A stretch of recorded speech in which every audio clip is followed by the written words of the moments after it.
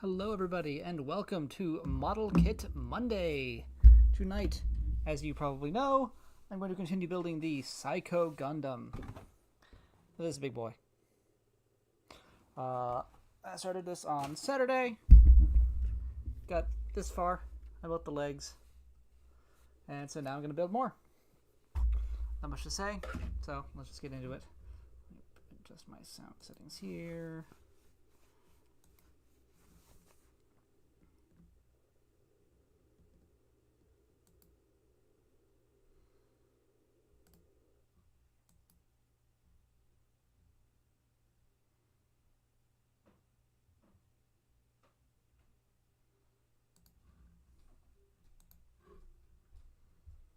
What's that? And that. And that.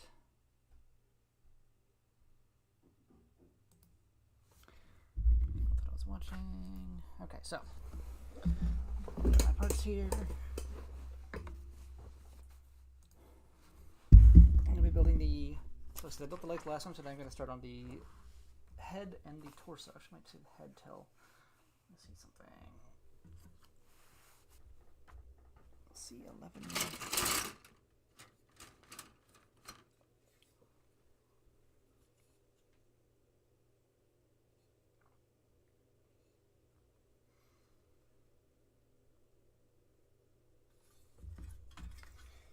I could potentially paint those eyes. Let's do that. Get the eyes painted out of the way, then I'll come back to the rest.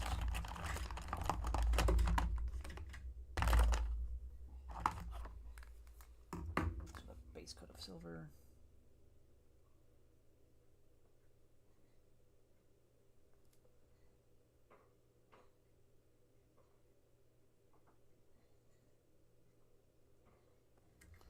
I'll come back for the light pink. So let's come back for the head.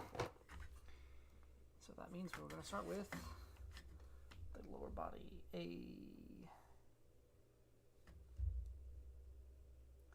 C and I.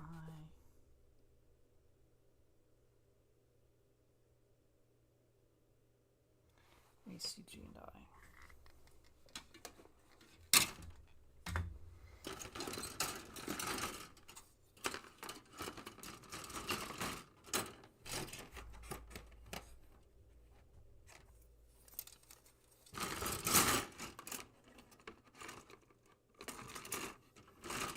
And polycap, of course. Alright. My keyboard out of the way here. I don't need that.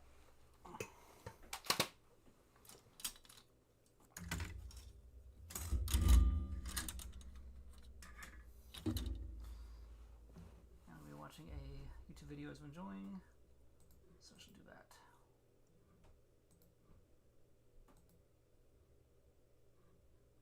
Coming up next, the interview you've all been waiting for years. Hell, I've been waiting for it for years. I finally got him. The Clown Prince of Music, the King of Music parody, and he tells us so many great stories next in an exclusive interview from when he first started playing the accordion to the song he recorded in a public restroom because the sound was just so good. He would become one of the most requested stars on radio at the time. And then, as a virtual unknown, he got the #1 legend in the world to approve his song parody. And he became an overnight sensation. It's been a rite of passage for every generation, I'm telling you. And all in all, he's exactly as you'd think he is. Nicest guy in showbiz. Up next, an exclusive interview with him and reaction from many of the artists that he's parodied. It's a really cool episode coming up next on Professor of Rock.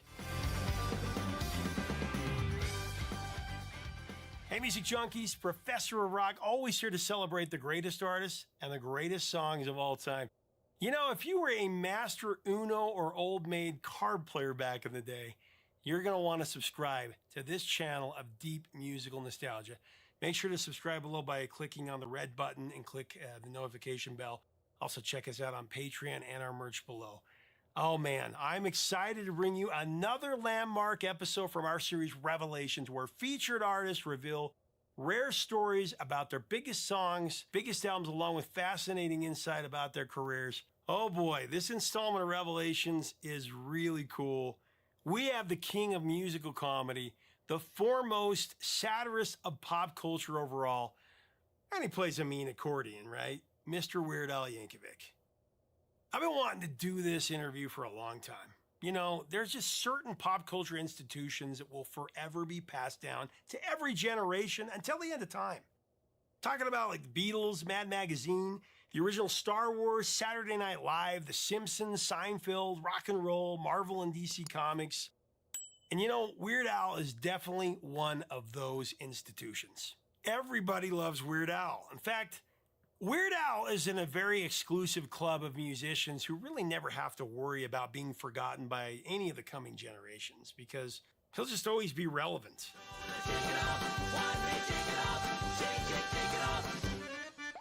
I mean, as the king of musical parody, he's the only iconic artist that I never had a chance to share with my own kids. All 4 of my kids found him on their own. And, you know, that's very appropriate since Weird Al is truly a youthful rite of passage.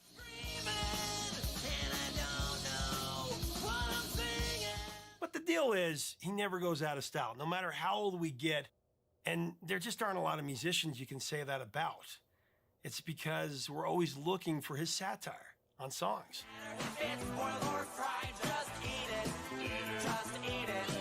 And my introduction to Al was in '84 when I heard Eat It for the first time. I remember I begged my parents to take me to the mall 40 minutes away from Blackfoot, Idaho to buy it.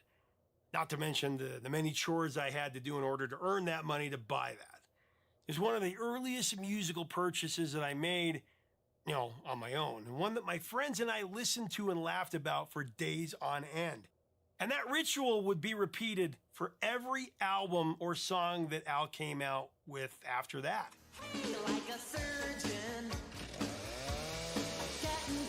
I mean, in this world of extreme divisiveness, Weird Al brings us immeasurable laughter and joy, always.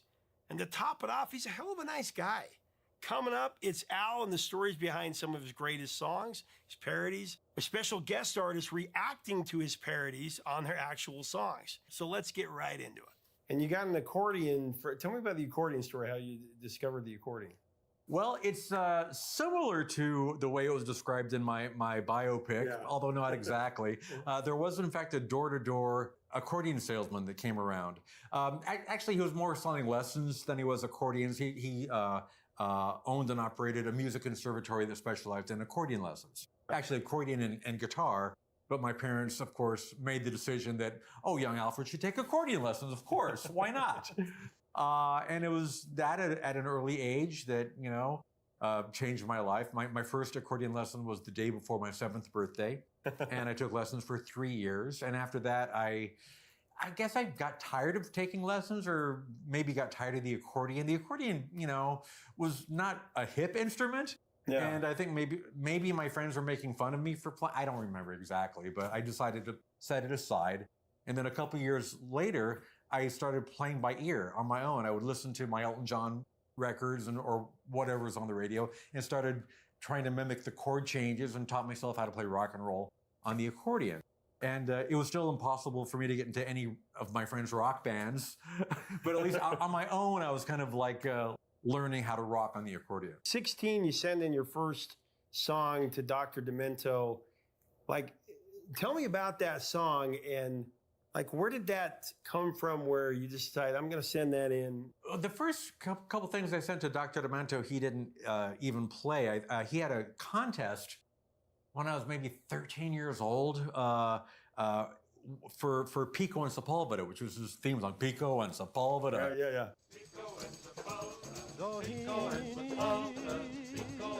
It used to be, the intro and outro of every show. And he was soliciting for listeners to send their own versions of Pico and Sepulveda.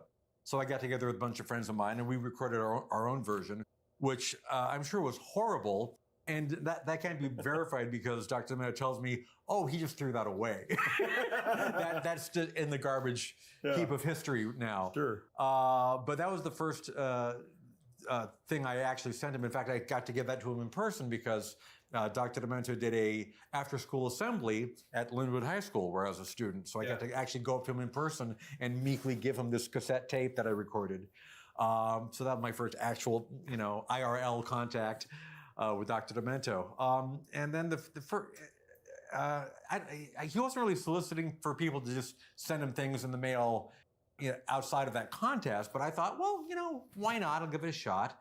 And Dr. Demento heard one of my tapes that I recorded in my bedroom with my accordion. Again, terrible song, horribly recorded, couldn't sing, but he, here's the plus side of my parents giving me accordion lessons. He says, if it had been a kid playing the guitar, again, that would have gotten right in the trash. But here was like a teenage kid somehow thinking was kind of cool playing the accordion. Right. He said, I'll give this kid a break. Why not? You sent in Belvedere Cruising. Yes. About the family station wagon.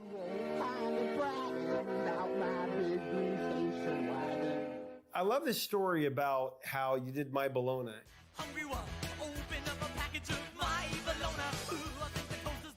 I think December 1979, the NAC was doing a concert at Cal Poly San Luis Obispo, where I was getting my architecture degree. And that previous summer, I was doing the Weird Al show on the KCPR, the campus radio station. And My Sharona was a huge hit. Like literally every other call on the request line was for My Sharona.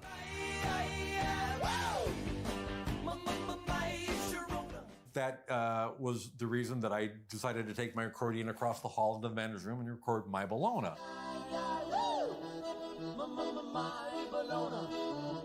And that bathroom recording, which I sent to Dr. Demento, it was sort of a viral hit back in the pre-viral days, Yeah, echo chamber of the restroom. Yeah, I mean, everything sounds better in the bathroom, and it had that those acoustically perfect tiled walls.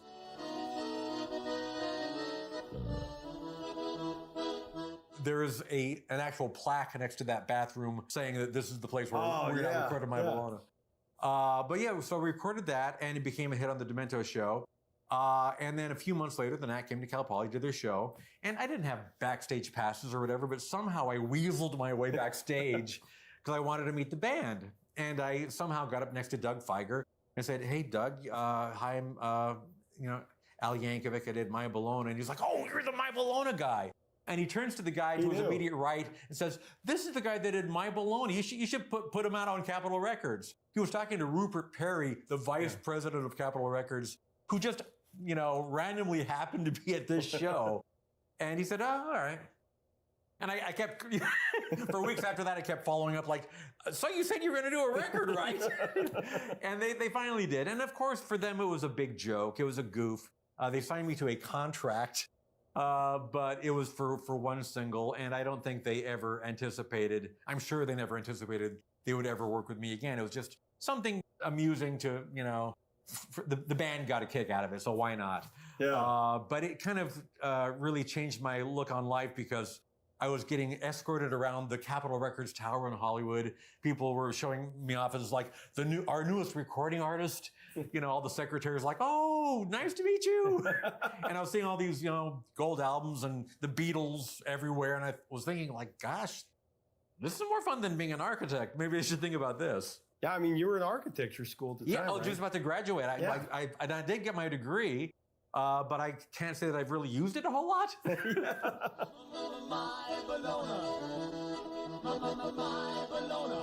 So tell me about like I Love Rocky Road and how that all came in the debut album.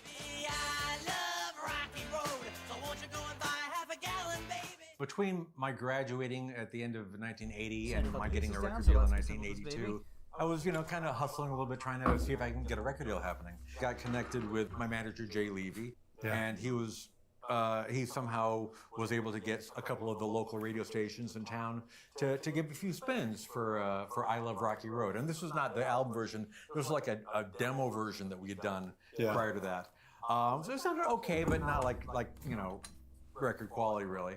But they played it on the air on KIQQ, and every night they had sort of like Dr. Meadows' funny top 10 or funny 5, they had like our 5 most requested songs of the night. Right. And there was like a certain hour that you could call in for that. So I would be on the phone, calling in over and over and over and changing my, could you play that Weird Al song? So you were calling for your own song. That's awesome. I used to do that with Tower Records all the time. It was like on release day, every album, I'd always call it, do you have that new Crazy Al record? That's come in yet? I always like to check out on that. But so I got that probably mostly due to me. That got on their top requested songs list for a few weeks in a row, and I got on a few people's radars, and we hit every record company in town. And the only one that expressed any real interest was Scotty Brothers. Everybody else was saying, "Oh, this is really funny. We love this, but novelty music. Yeah, no, we want somebody that's going to be around for a while." Yes.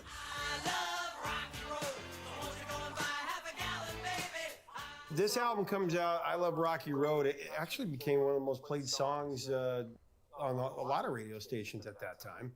And then I got to ask you about the Jack and Diane parody.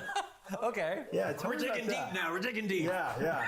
We got to have a little bit of both, the popular stuff and then the stuff for the mega fans. But yeah, Jack and Diane, you were going to do a parody of that. I was going to do a parody, and it's just because it would be, certainly the most dated song in my catalog, but it was going to be a song about the royal wedding of Charles and Diana. Yeah. So a little ballad about Chuck and Diane, a couple of British kids from the Palace of Buckingham. And, it was a pretty clever little parody for what it was.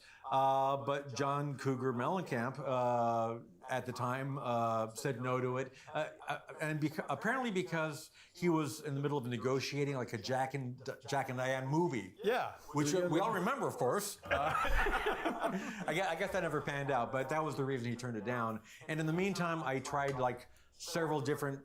I did that kind of thing where I made it sound. It was like a pastiche. I made it sound like Jack and Diane, but not quite. And I did like 2 or 3 different iterations of that, and then finally I was like, no, I just got to make it a completely original song, and I made it like a blues number. But yeah, and ironically, I wound up singing a Jack and Diane parody on The Simpsons. Yeah, a few decades later. Little ditty about Homer and Marge. Her heart was as big. At this time when you had your first Hot 100 hit, I'm kind of a chart geek, and a lot of people that watch the show are. Back, everybody remembers when Casey Kasem counted it down and all that kind of thing. When you had your first Hot 100 hit, number 63, Ricky,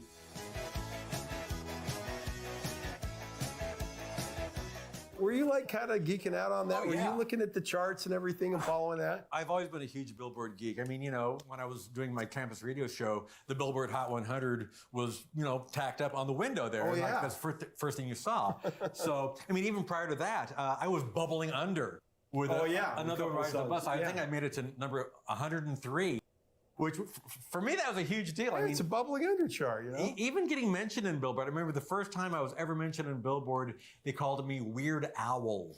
But even that, I was like, oh, I exist. It's another one rides the bus. Here is Weird Al Yankovic. Here he is, Weird Al. Another one rides the bus. Go sit by you, another one rides the bus. In 3D comes out in 84, and this is where you blew up. I mean, this is where Eat It came out.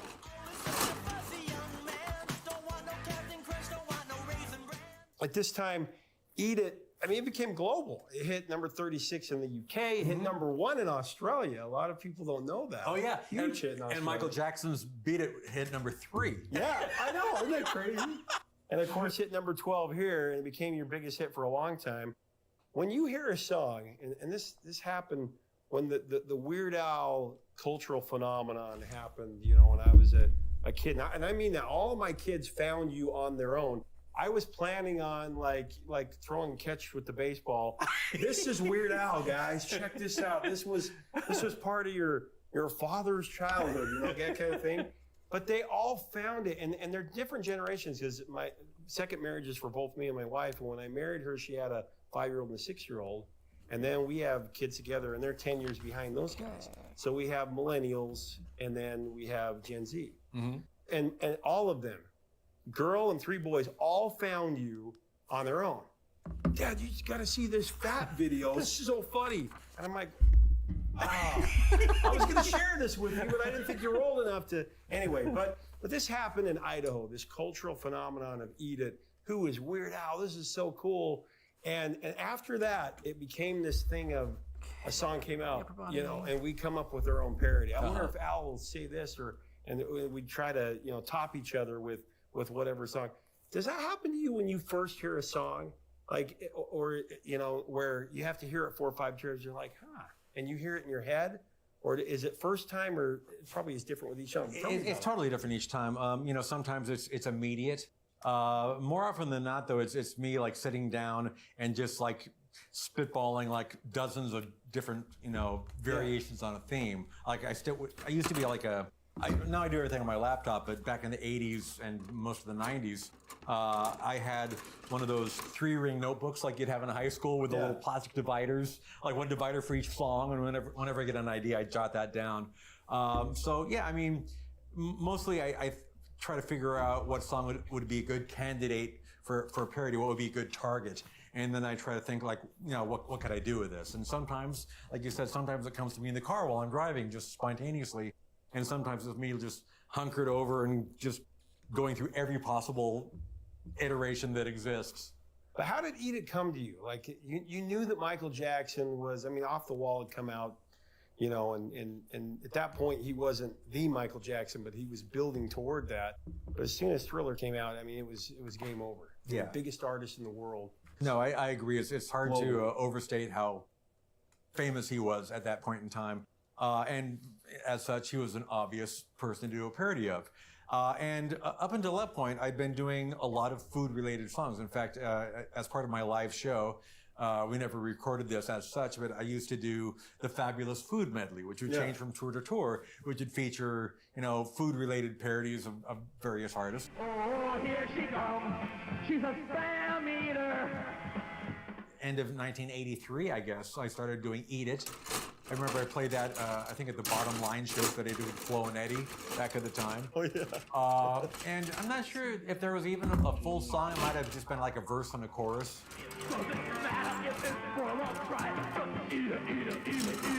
The medley just like quick gag on to the next thing. But that got a huge reaction, and I was thinking, oh, you know, I should like see if Michael will let us clear this, and thankfully he did.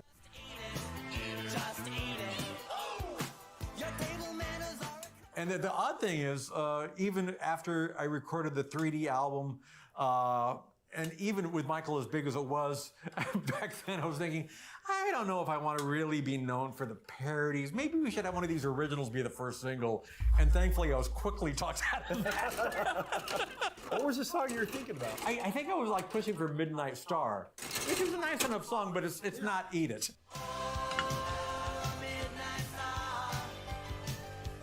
You do the shot-by-shot remake of the video. Tell me about that.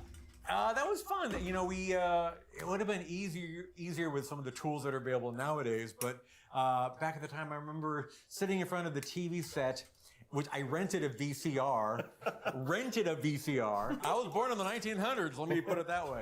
I would sit there and, no joke, with a Polaroid camera, I would take Polaroids of stills on the TV Really? because that was the easiest way to get like a still of anything on the TV.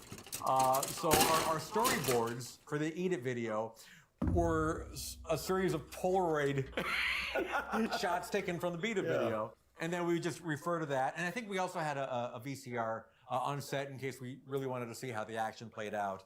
Yeah. But we just made sure we had the reference material, and it was very tightly storyboarded, and we just gave it our best shot.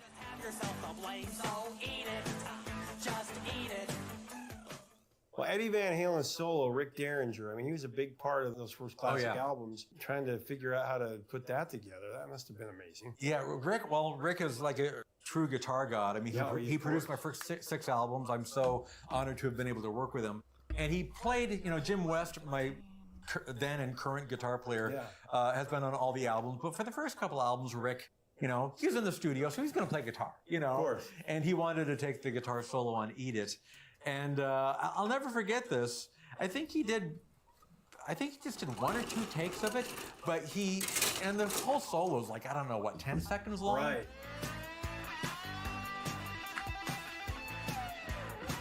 He started playing the solo, and by the end of the solo, he was drenched. Yeah. I've never seen anything like it. He just like put everything he had into it. He was like worn out.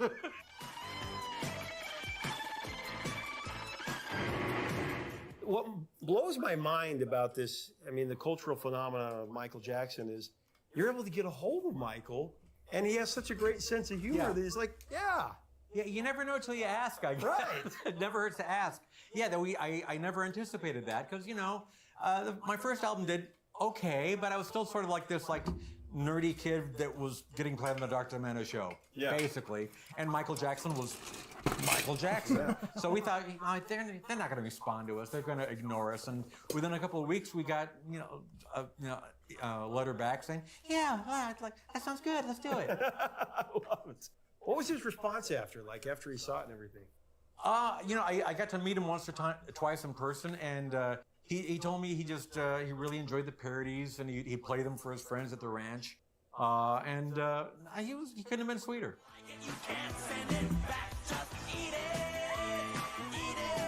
But Raya the Kaiser, I got to ask you about Rocky 13 because I was talking to Jim Peterick about it. He said he laughed his head off when he heard that.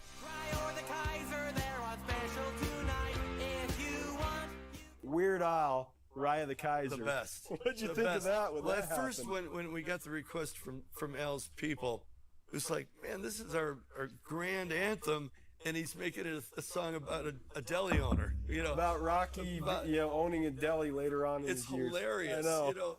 Stay away from the tuna. It smells funny today. Yeah. And do you want your corned beef on the rye or the Kaiser? Ba, ba, ba. Yeah. Brilliant. So today, his deli comes first.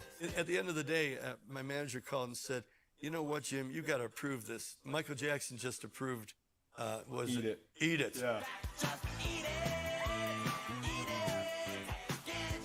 If he can do it, you can do it.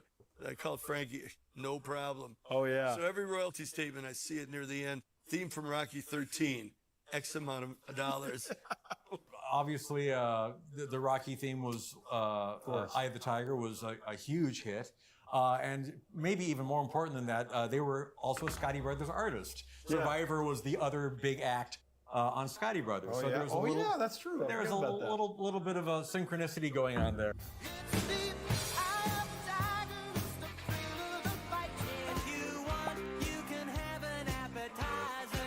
And I came up with the idea of like, what would the theme song be for Rocky, like 20 years from now, where they're on the 12th sequel, and what are they going to do with the theme?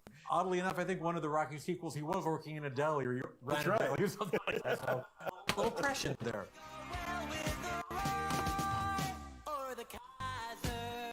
Hulkamania 2024 came out.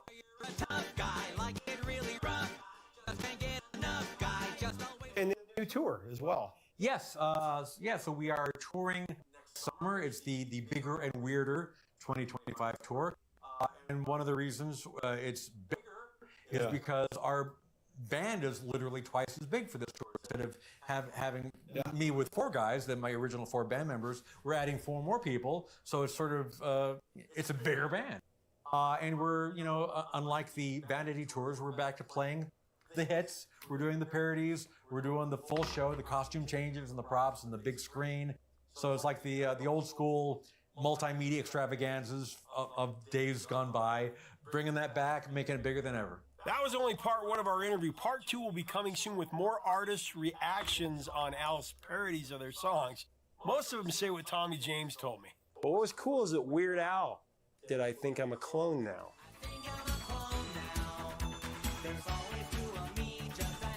He was great, but Oh, that's incredible. yeah. See, that's how you know you've really made it. When Weird Al does Yes. your song. So catch Weird Al this coming summer, 2025. His tour was just announced.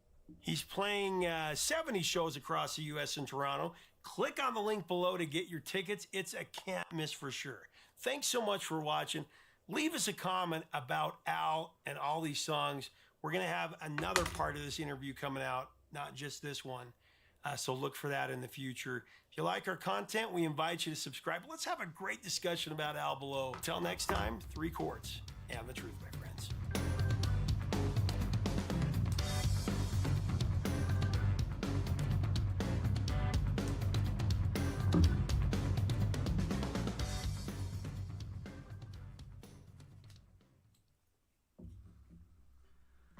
Oh, what next? What next? I'm curious about this video.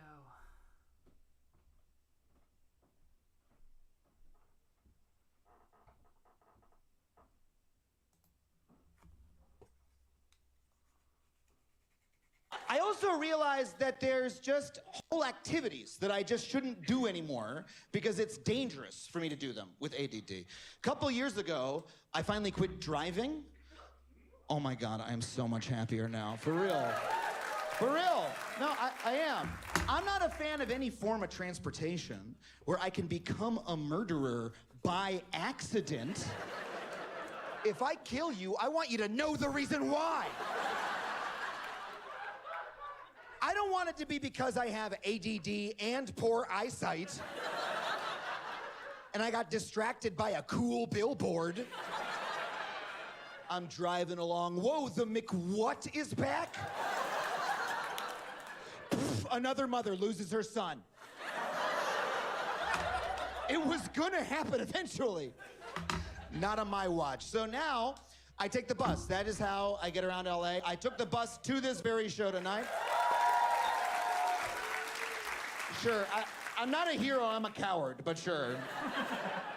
I love taking the bus. I genuinely love it. But people have weird ideas about public transportation in America. A lot of people in this country wouldn't even consider taking public transportation if they had the means to do otherwise, right? Like, I'll show up to a restaurant, and my friends will be like, Adam, you took the bus here? Are you okay? I've never taken the bus before. Come to think of it, I don't think I've ever met anyone who's ever taken the bus before. Why? I thought those were ghost buses, ferrying spectral passengers across the river Styx. And I have to be like, no, it's full of normal people like you and me. You could give it a try sometime. It costs $1.75, takes you where you need to go. Then they say something really weird. They say, well, Adam, aren't you worried that it's a little bit dangerous to ride the bus? Ooh. And I can't believe I have to explain this to people, but no, I'm not. Because every single year, tens of thousands of people are brutally killed behind the wheels of their own cars. Nobody is dying on the bus. It never fucking happens. The buses are 100 feet long. They're bright orange. Even drunks can see them. You want to see what a bad bus crash looks like? It looks like this. Whoa.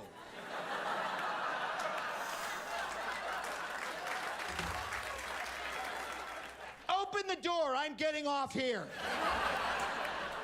That's all that happens. Now, I understand not everybody feels completely secure on public transportation, and that's really real. You know, my female friends will tell me that they're a little bit worried they could be sexually harassed and or masturbated at on the bus. And to that I say, yes, you will be. It's gonna happen every week to a fortnight. But that's why I think it's so important for the rest of us to ride the bus more frequently so that we can improve the masturbator to non-masturbator ratio. Think about it. Think about it. If there's more of us than there are of them, then we can be a human shield. Like when I see a guy whip it out, I body block him. I look right at it. No, ma'am. You go back to your novel. I'll watch this dick for you. Let's go, sir. Your stop's coming up. You don't have all day. Tell you what, let me help you out.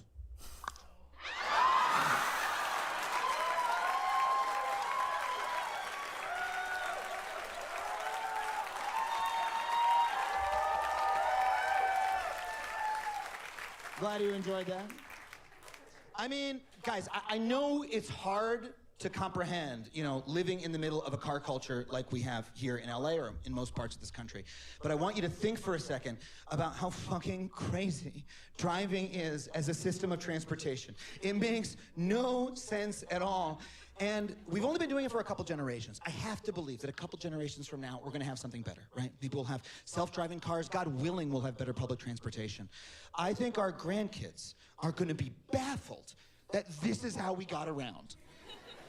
They're gonna be like, hold on a second, Granddad. You're trying to tell me that in your day, every single person drove a 2-ton metal vehicle at speeds up to 90 miles an hour? And we'll be like, oh, yes, we all did it, yes. Teenagers did it. Alcoholics did it. Dads with undiagnosed rage issues did it. Yeah, we all did it all day long. How did you know that people could do this safely? Did they train you to do it like a pilot? Oh, no. They just gave you one 20-minute long test when you were barely past puberty, and then they just never checked again. Yeah. Yeah, we just kind of assumed you were good until something went wrong. Oh my God, I mean, that sounds really dangerous. Oh yeah, a lot of people died. Yeah, we used to kill each other every day that way. Oh, you'd be driving along and then you'd see a car just like yours smashed to pieces on the side of the highway. Blood running through the streets. Brain matter on the pavement. And you'd say, wow, that's crazy. And then you just keep on driving.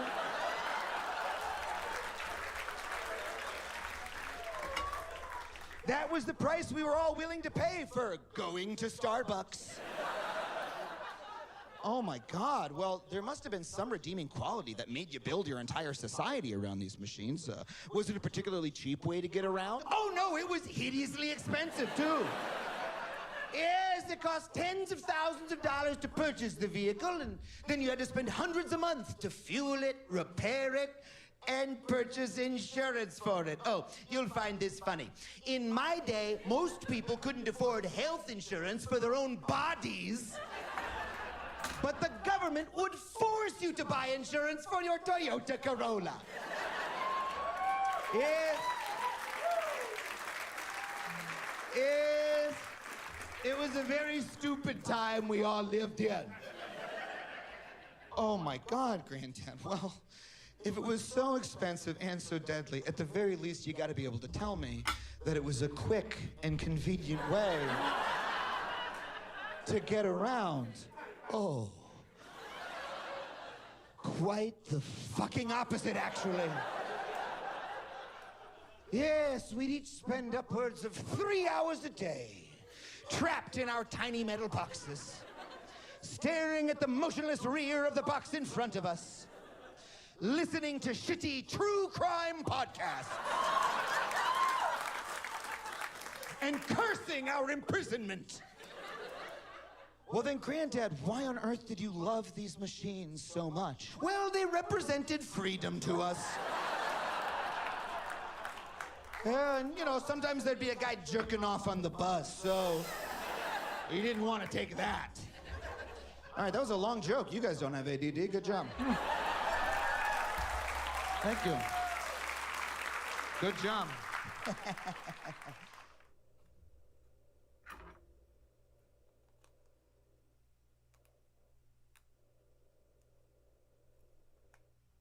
He's got a point.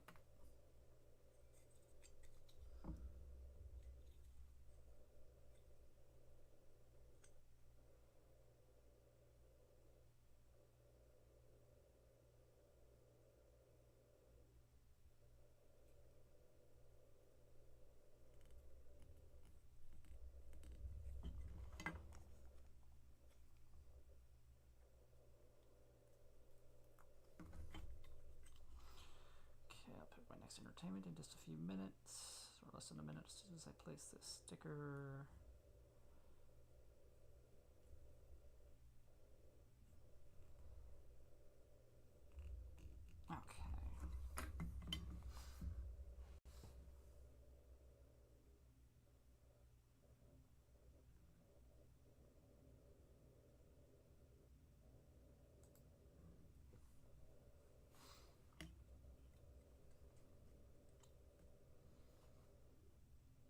have had this recorder for 14 years, and I have never played it properly.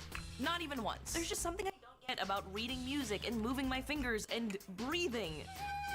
I wish I was joking. I just never understood why we were forced to learn something that sounds so awful in school. That was my excuse for why I didn't try very hard. But I am an adult now, and I am sick of making excuses. So, to finally figure this instrument out, I'm diving into the surprisingly vast history of the recorder, learning from a professional recorder musician, and finally earning my black belt in recorder karate. I've been looking forward to this. You shouldn't have, Allison. I'm so nervous. This is the dumbest video I've ever made. Look what I found. That's a nice case. Did you not have one of these? Yes, I learned how to play the recorder in grade 4. And that was the end of that because the instrument sounds whack. Did you guys do recorder karate? Like, fight with the recorders? It's like this program where there's like 9 different songs of increasing difficulty. You learn new techniques to play each song, and then you get like a belt, like in karate. That's cute. We never had that. I never got my black belt in recorder karate, so I held on to my recorder. As a symbol of your failure? Why did you do this to yourself? I'm determined to earn this. When, though? When are you gonna do this? I don't know. You're just gonna, like, not work and just play recorder all day? What, are you my boss? Well, I mean... 1 week. Let me know how you get to your black belt in 1 week. Okay. So you don't spend the rest of your life trying to get a black belt in recorder karate. It's a thing that 4th graders are able to do. Sure, but you weren't one of them. So, Sabrina! So today is day 1 of trying to learn how to play the recorder. I have no idea if I washed this the last time I used it. It's been over 10 years, so let's start with that. If it's good enough for ducks, it's good enough for me. Ugh, there's like a bunch of bite marks on here. I actually found the arts curriculum from when I went to school, and it said that 4th graders should be able to compose a pentatonic melody. Like the a cappella group? Anyway, in order to get my white belt in recorder karate, we are starting off with a classic. Hot cross buns. One that sound like a choo-choo train.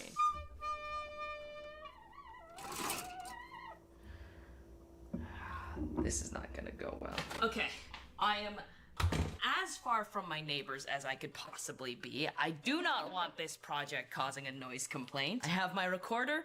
I have my 4th grade learn to play recorder book. I've kept both these things. Can you tell how much this has haunted me? So this should be able to help me learn how to play, but I think I'm just gonna try and get my white belt before even opening the lesson book. So we've got the recorder karate songs, and let's do it. What letter is that? B?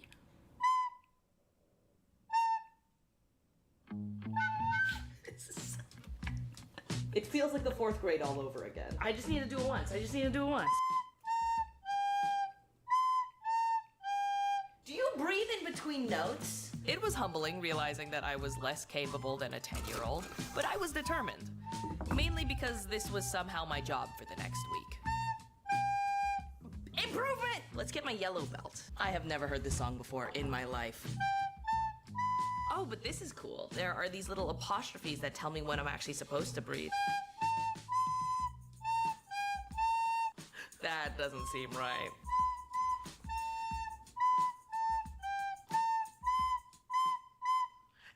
It's just so clearly Mary Had a Little Lamb. Like, why are we trying to change its name? Mary went into witness protection. Okay, we all know it was a rocky start, but it is day 3. I'm going to get the hang of this. It's raining. There's a new note. E.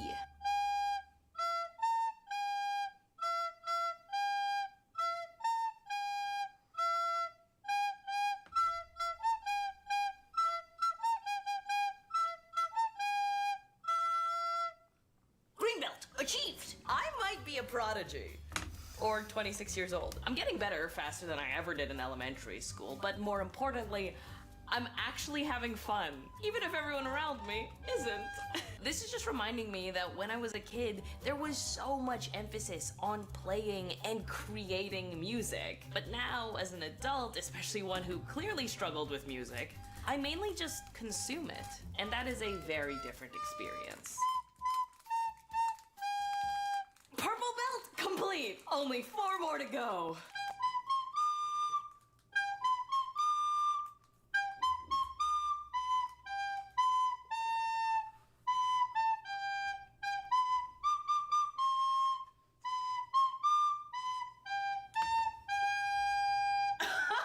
Let's go! guitar. I have been practicing too long. Now it's time for my red belt. I just need to practice for my red belt. A little ditty called Twinkle Twinkle Little Star. Have you heard of it? Oh, there's a new note. What's this? Is that it? As I was preparing for my red belt, I was doing so well that I decided to share my progress with my biggest hater. Hi.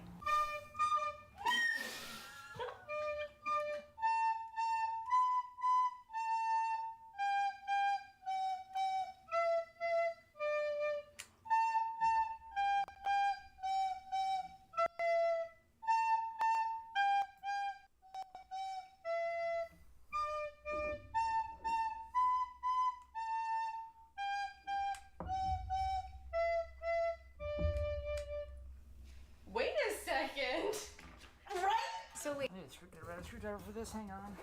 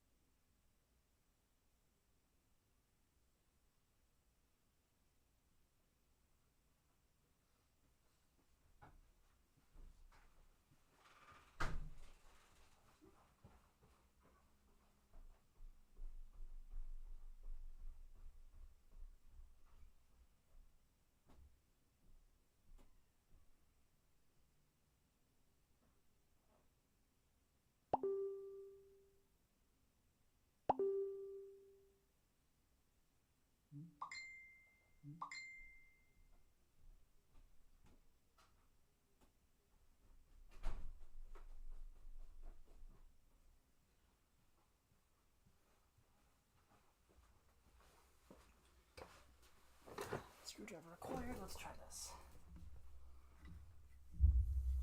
Wait, it's been a week. You sound like a grade 4-year-old. A grade 4-year-old? No, I think it's because there's like not a bunch of other kids to distract me, but I'm realizing that this is kind of fun. Like, I just think that it's like a real musical instrument, and like, I've never seen a real recorder musician, so I don't know what it's supposed to sound like.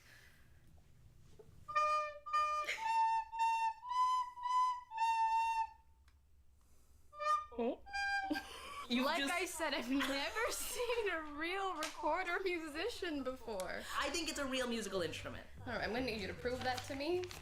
Thank you. Are you kicking me out? In an attempt to defend my honor and the recorders, I decided to figure out the real reason why we were forced to learn the recorder in school. I wanted to check if it was just economical or if there was something more. So I dove into the history of the recorder to understand where it came from and how it ended up in the hands of 10-year-olds across America. And it turns out the story is way weirder than most people realize. So the recorder as we know it comes out of medieval Europe, but it goes mainstream during the Baroque period when famous composers like Bach, Handel, Vivaldi are composing solos for the recorder. And let me tell you, they go hard. Unfortunately, the recorder was slowly sidelined by the transverse flute, whose flexibility better suited increasingly dynamic musical trends. So, for the next 100-ish years, the recorder basically vanished. But if that's the case, how did it end up in the hands of 10-year-olds across America? Basic searches will blame this guy, Carl Orff. He came up with this music education approach that took off after World War II.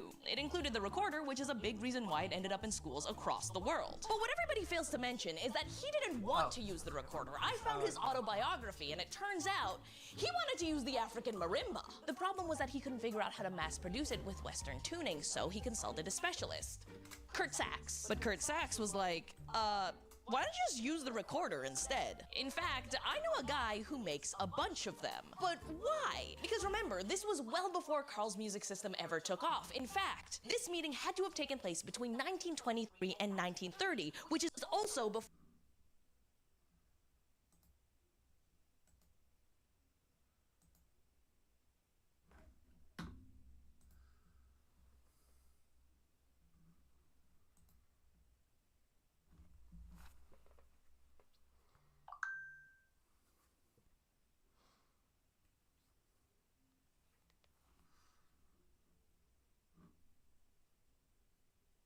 I've been informed that my chatbot may not be working, and I believe that interpretation of events is correct.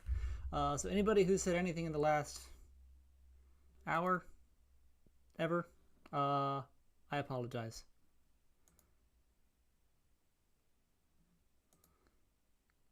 Jake Jaiku. Hey, negative squared capital letter beater. Sailor zombie Esther. Carrie is here, sitting on a leg. I bait her. I bait her. Can I borrow an egg baiter? Can I borrow an egg baiter? Alright, thought I was playing to nobody. I apologize for the radio silence there. Anybody who said anything prior to a baiter, you're gonna have to repeat it. Hey, negative square what? It was negative square capital B emoji, I think it was. Try it again.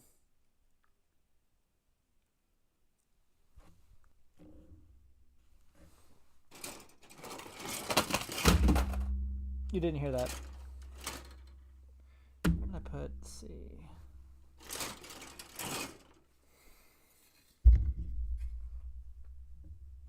Jake Jaiku. Negative squared capital letter beater. Sailor zombie Esther.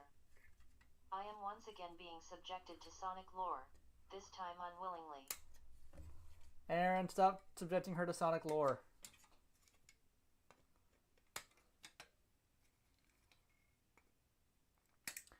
Negative square capital B, it said. So, make of that what you will. Then G, D.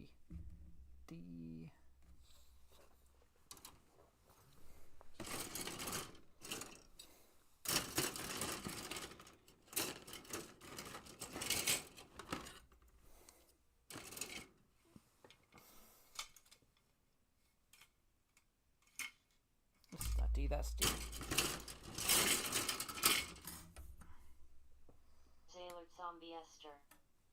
It's too late, Robotnik's cute robot virus daughter is being put into a frisbee or something and Aaron's enraptured, send help. Jake, you know more about Sonic than I do. Interpret that, please.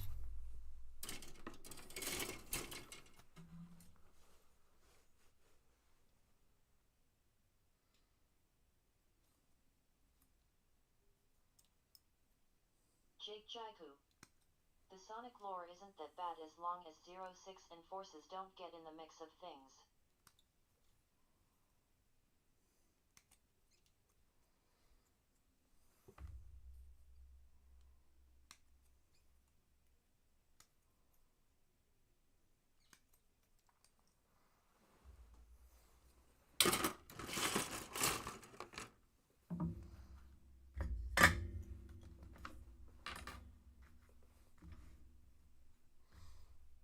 Sailor zombie Esther. Look, I watched an 8.5-hour video on the Archie comics. I know it's a mixed bag. I'm not hating on it. It's just a bit confusing as an outsider. I understand that. I'm an outsider-ish enough, definitely compared to your husband.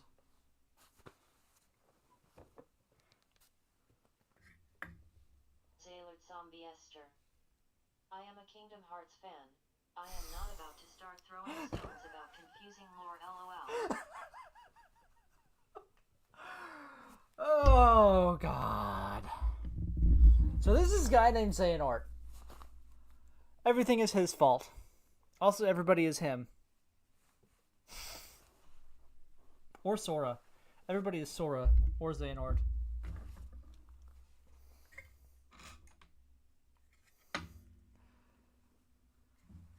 Oh, lordy, lordy, lordy.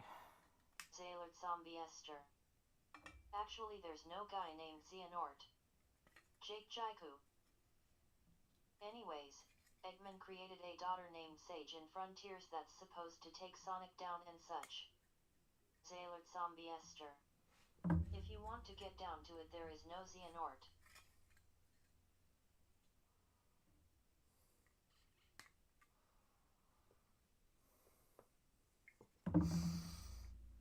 Xehanort Zombie Esther. Sage. She is a cutie.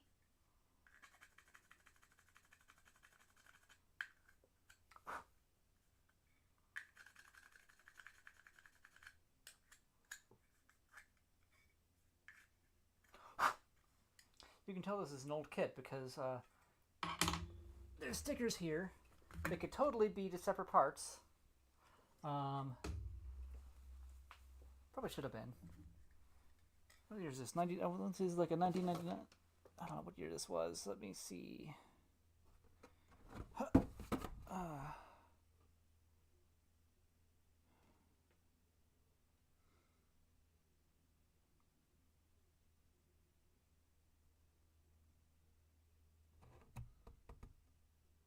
I can't tell. I know it's old, like mid 2000s, I think.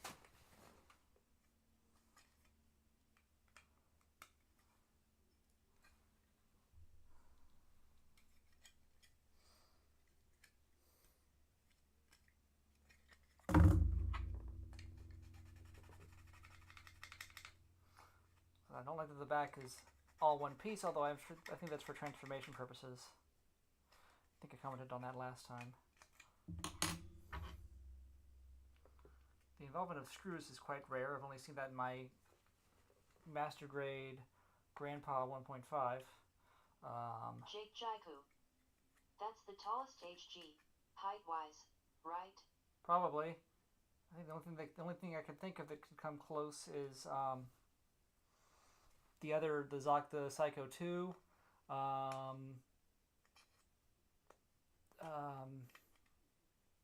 Some of those mobile armors get fucking huge, but I don't, know if you how.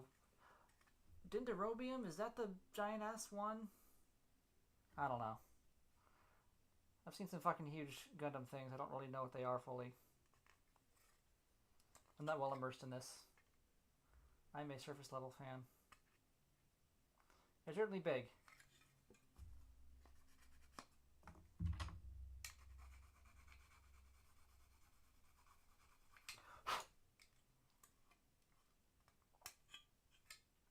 Can't quite get this nub.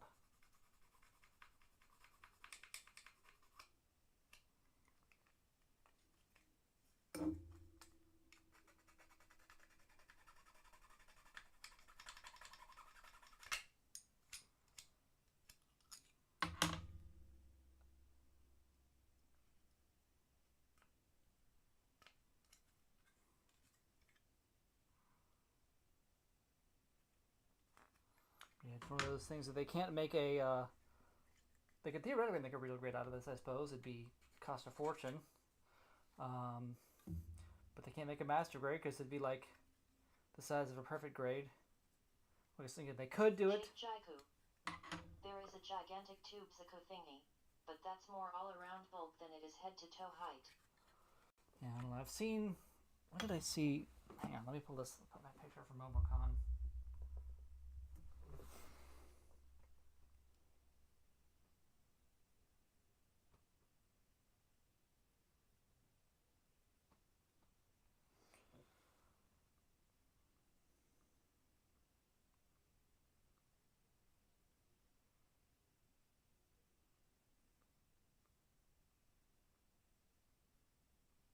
Xehanort Zombie Esther. I'm gonna go to bed. Alright. Exhausted. Have a good night. Have fun. Thank you for coming. I don't know how long you were here without saying anything. I do apologize. What day is this? This is Friday.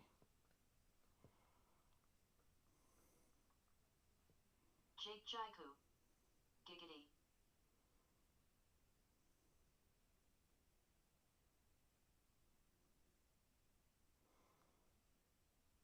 This fucking thing.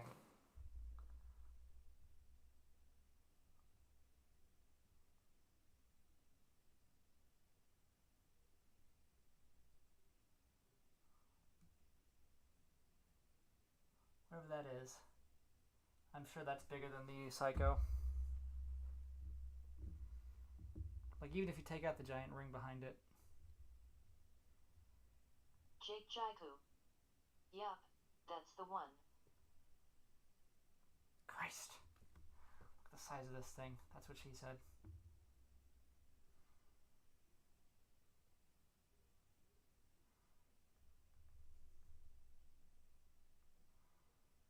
This was in the customization contest, if you can't tell. Jake Jaiku. The armor with vibrators for legs. Oh, buddy. Ah. The, Choose your wing 0. SD. I assume high grade. No, that's... I don't know. Various grades. That's like a high grade, not the real grade. Yeah, choose your wing 0.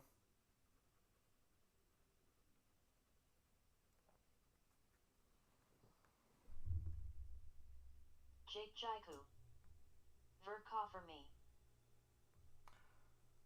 I might get that eventually.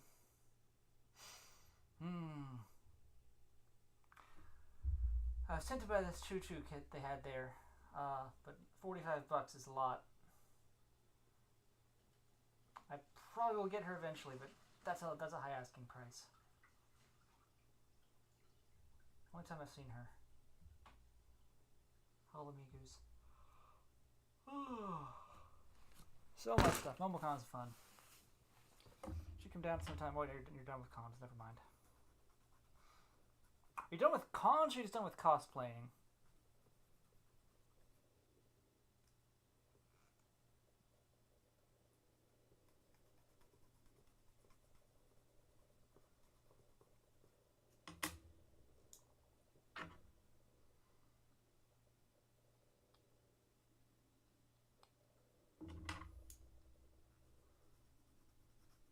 Jake Jaiku. HG should be at least $25 maximum if they aren't exclusives. I can see an argument for 30, but generally I agree.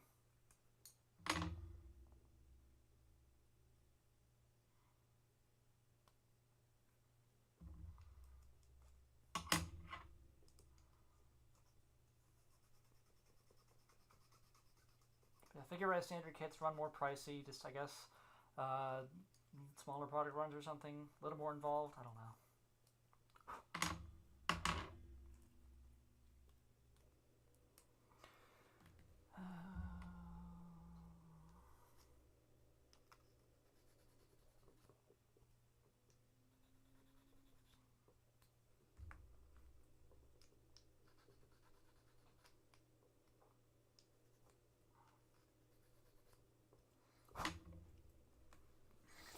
Let's put the bits in the butt.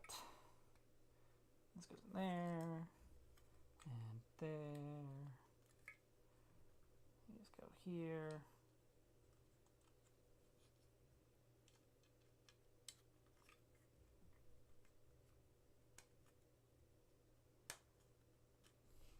Then I turn it around. Put the back plate in.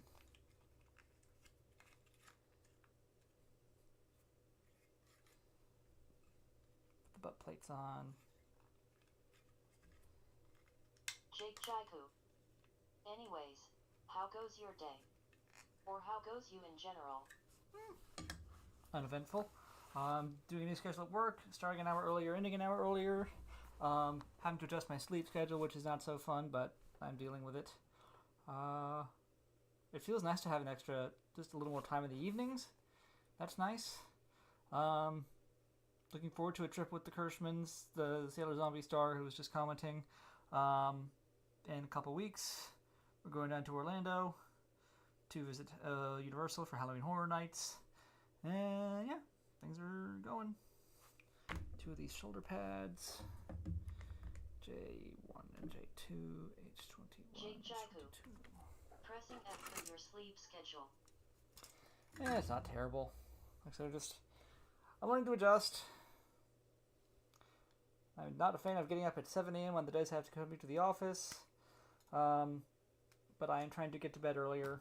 Just on the principle of it. Can't be staying up till 2 a.m. and still have to wake up at, 7 a.m. 1, 2, just that's it. I might actually have to. Honestly, tomorrow's an office day, so I might be having to go to bed around, 11 or 12. Try to. I'm working on it.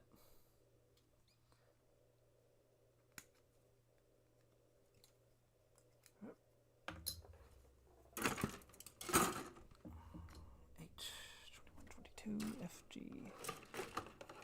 H.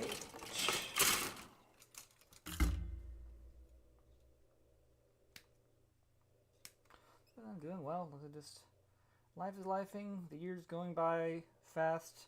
Personal projects that I've been working on for 4 years still is not done. Need to really try and hammer down and finish that. Give myself some peace of mind. But then life can go well. I've been doing other personal project. I've been doing a binge of Showa era tokusatsu. Just 1 episode per day. I started with the original Kamen Rider. Watched all of that. It's just a trip. Moved over to Ultra Series, Ultra Q, and then Ultra Man. Just finished Go Ranger last week, and now I'm working on Kikaider, the original Kikaider. My plan is to, just do all the major franchises, first entry of each series. And I've learned about more that I didn't have on my list. So I might have to do Red Baron next. I may skip it, I don't know. After that is Gavin. And then after Gavin, I was going to do not Showa anymore, moving to Heisei with Gridman. Finally watched Gridman. And then the first of the, Takara series. No, the first Takara series is Ryukendo. Need to watch that. And then Ryukendo. I've seen Garo. I might throw it on anyway. I don't know. But after Garo comes the next new franchise Garo came before Takara. It was Chosei Shin, which I've seen Grand Caesar all the way through. Not the others. Then Garo, like 2 years later. Then Takara with Ryukendo. Then the Tomika Hero shows for the same franchise. And then it was... Because if you count it as a franchise and not just a series of shows, then the next one is what was it? Shit. I forgot. Oh, the Hero Yoshihiko counts. I forgot to take a picture of my pieces here. I haven't just what I think. Never mind. It's fine. I can still do that. I still haven't finished cleaning. Hero Yoshihiko, and then Dogengers is a very recent one, which I don't know anything about. There's also the Lion Maru series from the 70s, but none of that is subtitled. Only the 2000 remake, reboot, which I watched an episode of that recently, a few years ago. It was weird. Lion Maru G, so. Anyway. That's what I've been up to. Just working on some old school tokusatsu. It is fascinating. Just to see,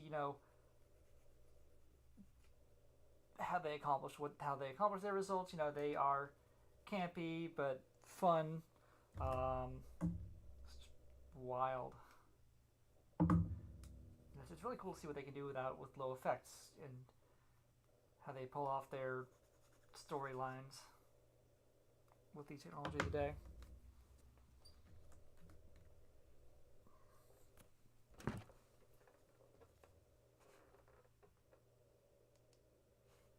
And Kikaider has been especially, it's a more serious show tonally, but it's been funny. Like, his weakness is the flute that the bad guy, the general, plays from his secret hideout that hypnotizes him, or, well, tries to use it to mind control him, because he was built by the bad guys, but not fully programmed for evil.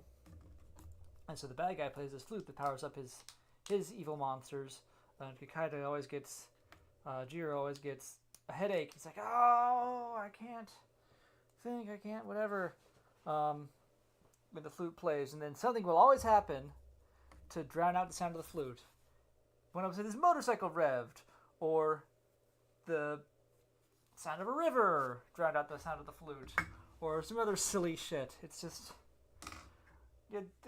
zany 70s. You'll love the 70s. I love the 70s.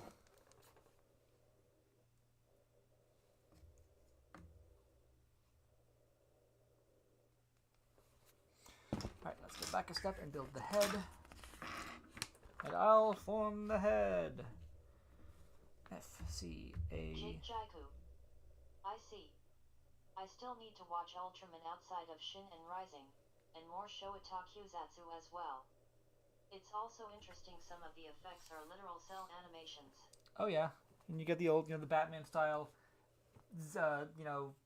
lightning bolts, whatever effects on the screen. Like, it's cheesy, but it's got heart. You can admire what they're going for.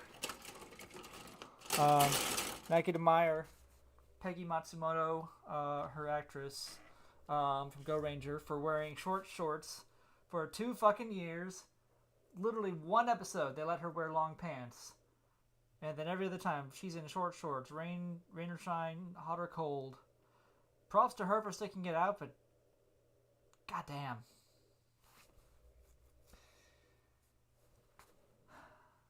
Let me see. I just had to get mine. Yes, okay. C, F.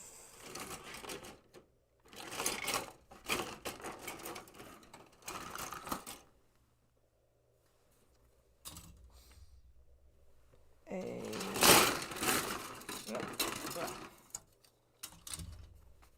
And G, Y.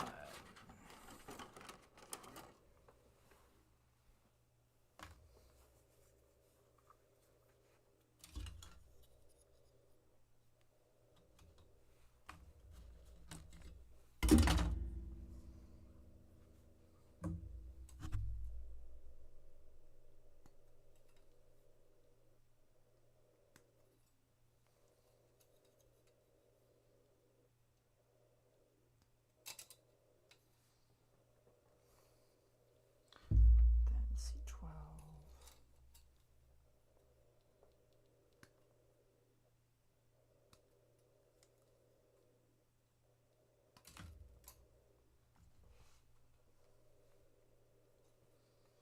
So you can see right, yeah.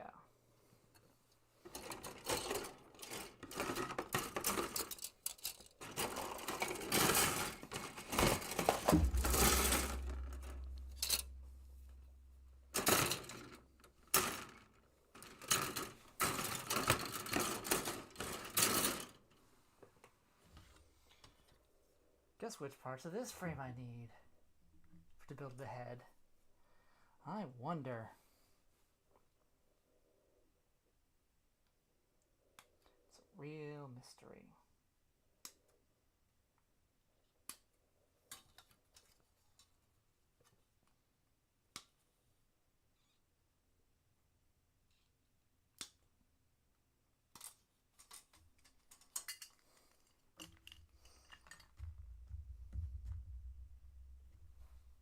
Jake Jaiku. I'm guessing the angled blocky bits. Yes, I need the angled blocky bits to make the head. Not the bits that look like a head. That'd be ridiculous.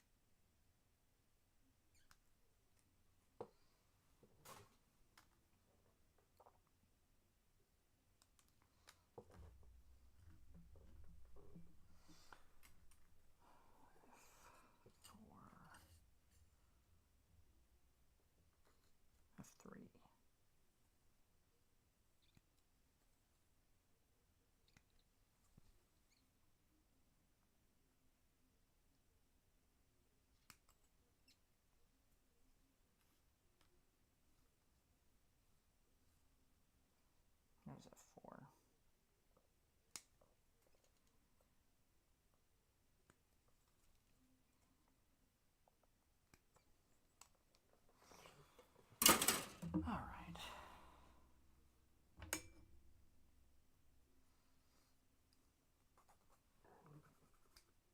Jake Jaiku. Out of curiosity, how do you like the razor file and polisher set? Oh, I love them. I feel like I get a more satisfying shave out of them. The balancer I don't find as useful for my purposes, but it's been helpful for cleaning up some. But the razor, the sander has been great.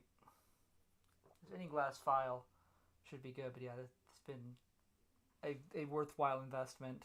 It's helped clean some stubborn nubs. It's not perfect. Some of it might be technique, but it's been very beneficial.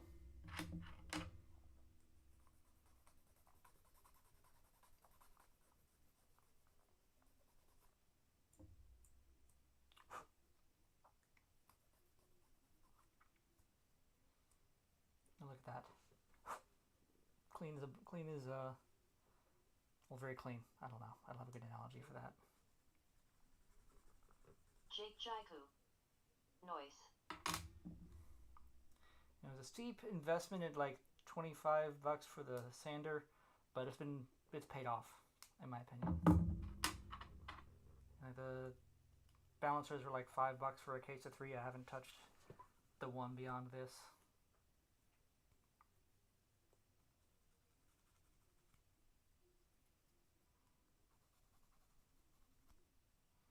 I don't use those as much, but they've helped.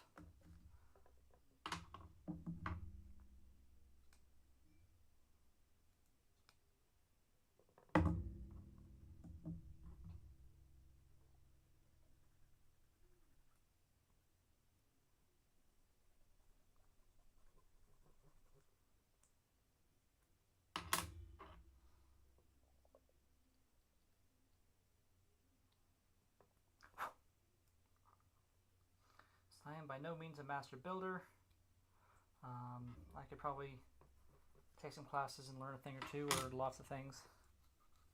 But I'm happy enough with my skill level.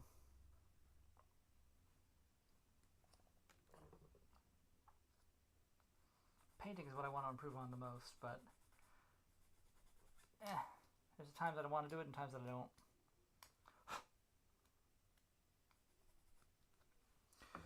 Alright, let's bring this all together. Jake Jaiku. I thought Master Builders was a Lego thing.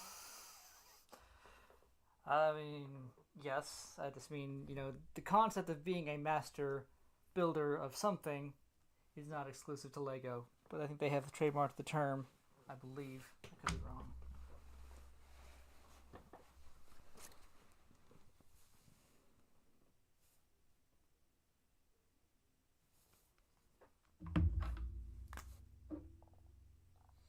Rather than being a masturbator.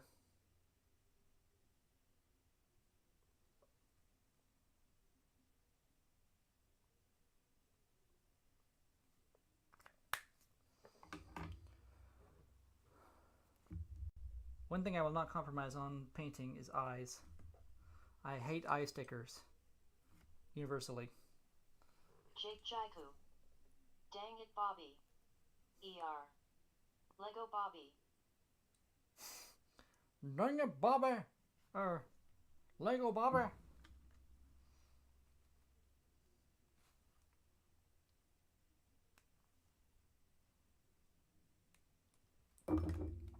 Whoa!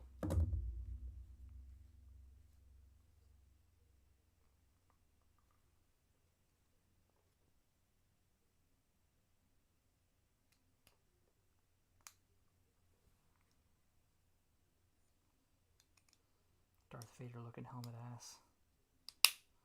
Oh, that's nice. That's real nice.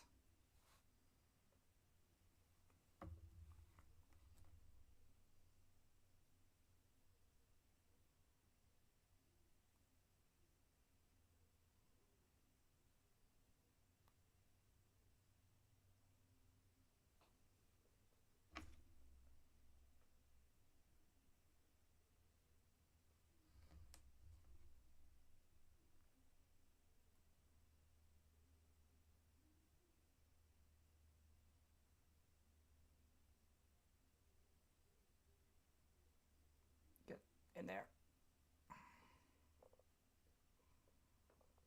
Jake Jaiku. Do I look like I know what a Gundarium is? I just want a Gundam powered by goddamn propane and propane accessories. Do I look like I know what a Gundarium is? I just want a Gundam powered by goddamn propane and propane accessories. Whoa!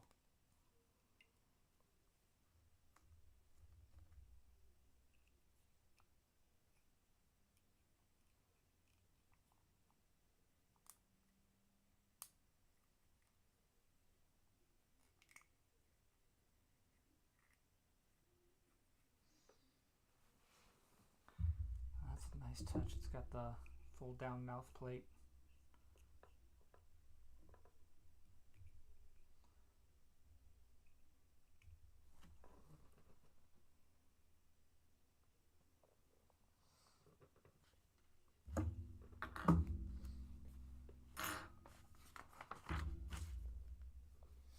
Then built the mount, C5, I5, and 6. Okay.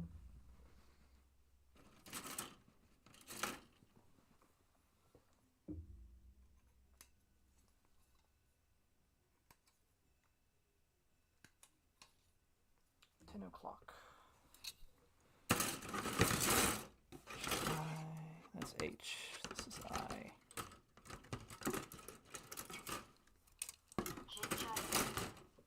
I'm a fireign Malaysia mouth plate, sorta.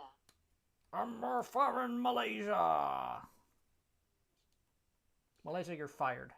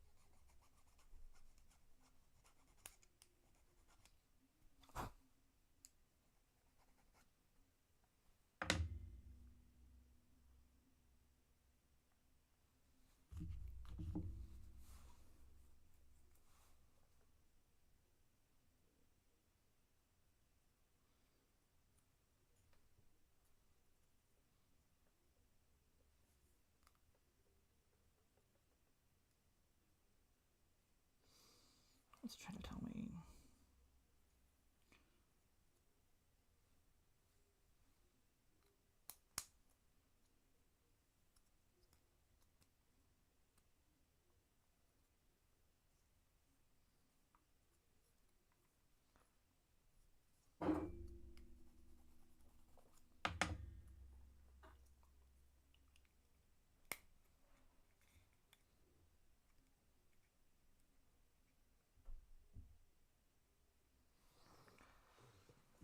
So, no head.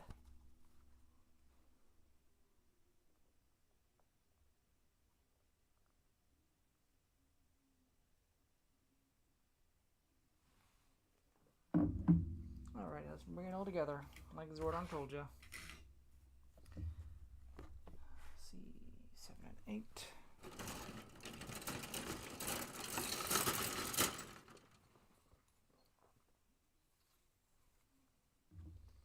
The other sides of the hip armor. I'll continue the journey of this woman learning to play the recorder. Before plastic recorders were even a thing. So who was mass producing this obscure wooden flute from the 17th century? And why? Before Karl Orff, before World War II, the recorder played a key role in England and Germany's parallel struggle to define and redefine their cultural identity. Form, Yes, feet, and legs. the recorder. Form, body. Intrigue. In the late And 1800s, I'll tensions form were the brewing head. within England and Germany. England was mockingly called a nation without music, and scholars were keen to prove them wrong. At the same time, Germany was becoming increasingly industrial and individualistic, and people wanted to reconnect with their communities. That is the context you need to understand what happened next. In 1903, Arnold Dolmetsch, a musician and instrument maker, bought a vintage recorder and learned how to play it with his family. But in 1919, his son lost it at a train station. So, Arnold decided to make a new one from scratch and showed it off during a music festival he organized. Over the years, two key figures attended this festival: Edgar Hunt, an English music teacher, and Peter Harlan, a German instrument maker. They both recognized that the simplicity of the recorder, which once banished it to obscurity, could bring it back to life. Edgar Hunt was really keen to elevate music education in English schools. At the time, students would make their own pipes out of bamboo, but this was time-consuming and often led to cut fingers and out-of-tune instruments. He wanted to introduce kids to what he thought was good music, and he figured that the recorder's repertoire of legendary composers could help. Unfortunately, all of the recorders made in England were incredibly expensive. Luckily, across the sea, Peter Harlan had started producing recorders and selling them to his peers in Germany. This rapidly growing market of young people who wanted the connection that came with playing folk music together. Now, this desperation was eventually co-opted by the National Socialist Party with an internal memo acknowledging, "Songs possess the strongest community-building power. Thus, we use them deliberately at those moments when we want to waken the consciousness of being part of a community." So the recorder, according to Edgar Hunt, became the instrument of the Hitler Youth, with the children's orchestra opening the infamous 1936 Berlin Olympics playing music by one Karl Orff. Now, this twist in the recorder's history is incredibly unfortunate, but it did have one major benefit. It made the instrument incredibly affordable. Cheap German imports was how Edgar convinced English schools to adopt the recorder, solidifying its place in international education so that even at the outbreak of World War II, England just started producing their own, turning to plastic to keep prices low, which is how we ended up with this. Or actually, you probably played a plastic Yamaha. The story there is that a Japanese man named Yoshitaka Sakamoto was attending the 1936 Olympic Games. He saw all of those kids playing the recorders, felt inspired, bought some, brought them back to Japan, and then convinced the Yamaha Corporation to make them. So it still goes back to the Nazis. But anyway, you weren't forced to learn the recorder in school because it was cheap. It was cheap because people throughout history recognized this simple instrument's potential as a tool to explore musical composition, to educate young people with an instrument that'll meet them where they're at, and to exploit the joy that comes with making music together. You can't win them all, but needless to say, this instrument is so much more than a toy. But I'm worried that you still don't believe me because you think that the recorder can only sound like this.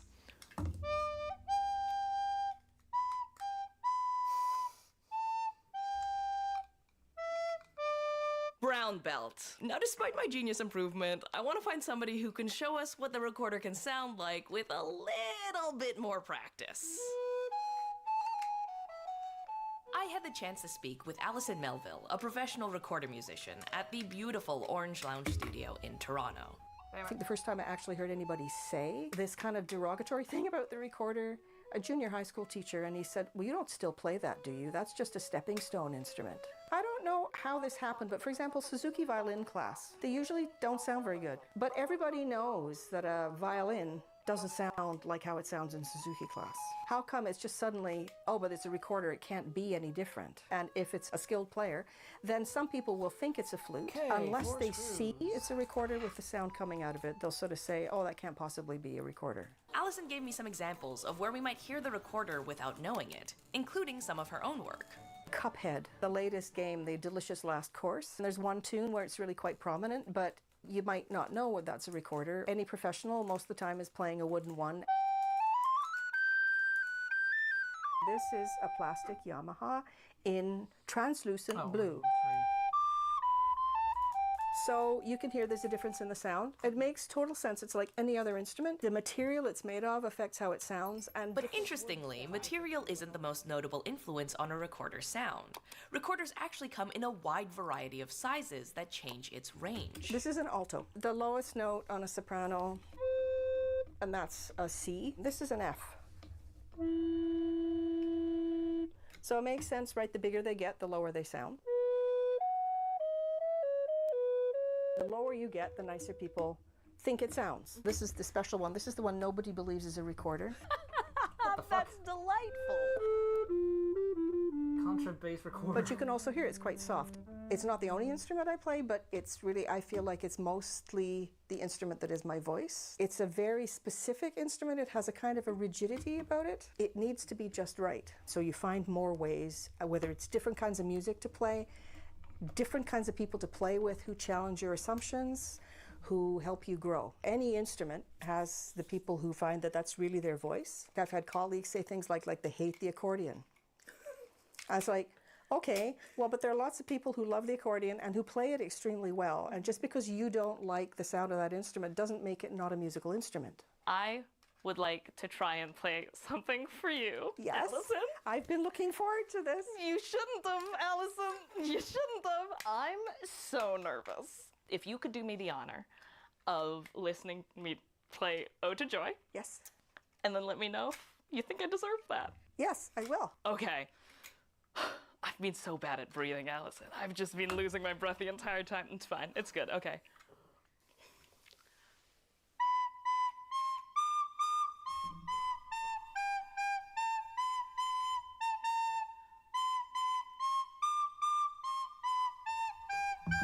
All right, let's bring it all together.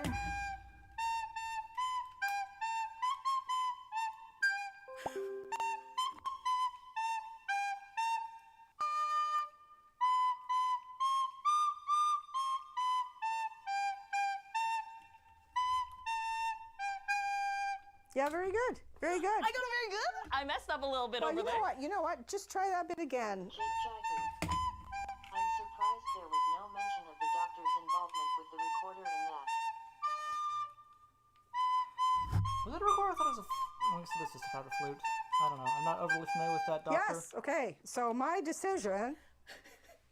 I got it? Yes, you did. Of course you did. Thank you! Oh, more screw in today's the day I learned that I don't know how to tie a karate band. Perfect. People don't talk about this when you're in a classroom, right? But take a breath, take a really good breath before you start.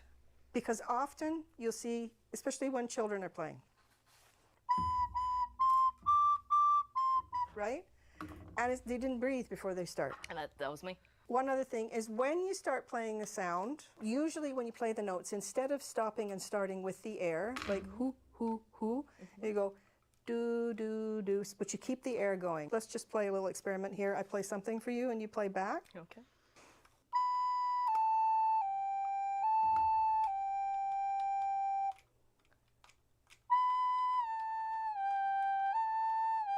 There you go. So that's all in one breath. Oh, okay. So then, if I was going to tongue it, if I was going to try and play them separately, I could go do, do, do. The blowing stays the same. Okay, then another screw in there. That screws in this baby. Well, we're 8 in the package. Instead of...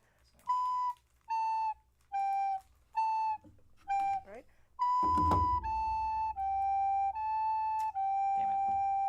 You want to just try that? Sounds so much better. Can I do it? We're asking a lot now.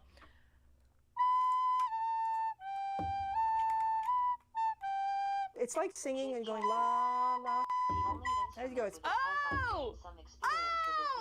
I know it sounds silly, but after a decade of feeling ashamed about my musical incompetence, Allison patiently teaching me was incredibly freeing. It made me want to try one more time. Do you want to try and play together? Would you like me to play a harmony part with you?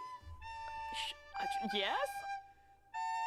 Growing up can be so serious and lonely, but there's something about making music together, even bad music, that makes it feel a little bit better.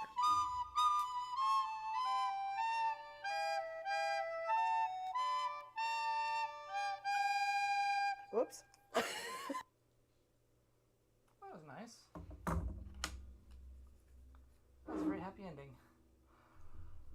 Oh, let's see. I've not played any spinny pipe. Like I did recorder in elementary school, as we all did.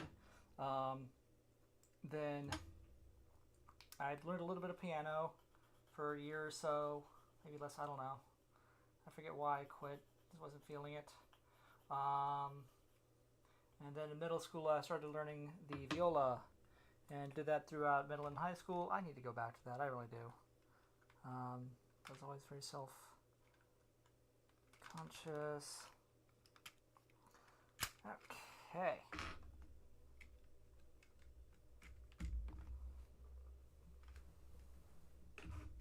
I'll show you where I've got in just a moment. After I take a picture. So here it is. Monsieur Psycho Gundam. Let's put the chest piece on.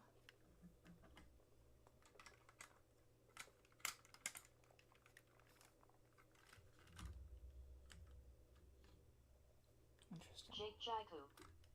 I've always wanted to tackle the violin, but haven't gotten around to doing so yet. I believe in you. It's a learning curve, like all instruments.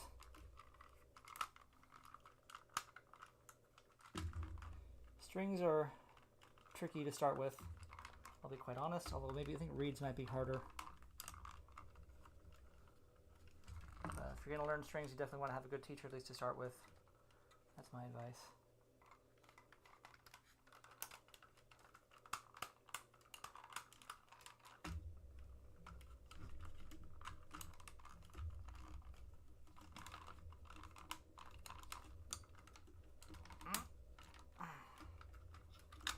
Something is not sticking.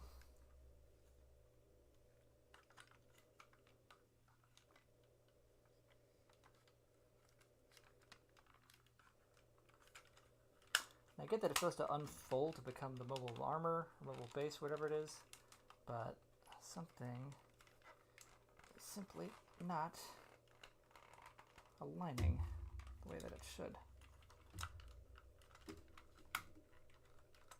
Jake Jaiku. It took Benedict Cumberbatch 1 week to learn how to play in preparation for his role in Sherlock, but can he play Watera's theme? I very much doubt it. He mastered the violin in 1 week. I think they said it ain't good enough, and then, you know, dubbed over him would be my best guess.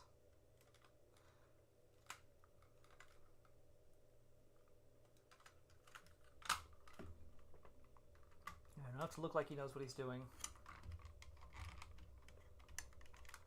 which is more than I could say for Wataru and Otoya.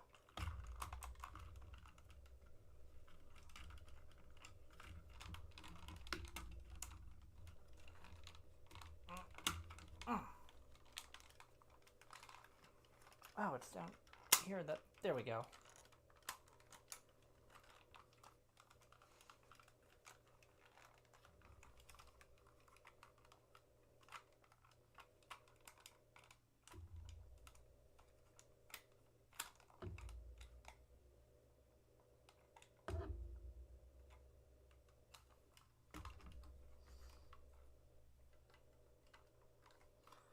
Alrighty. It's coming together.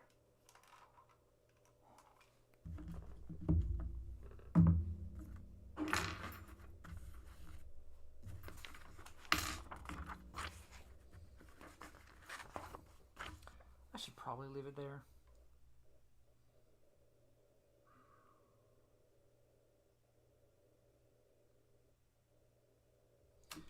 Oh, sorry.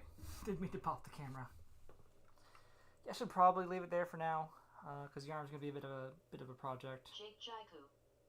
Oh yeah, it's all coming together. Oh yeah, it's all coming together.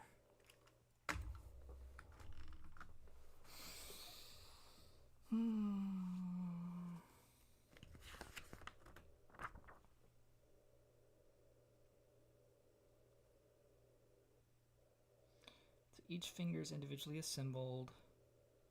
Each digit, rather. So two, three pieces per finger.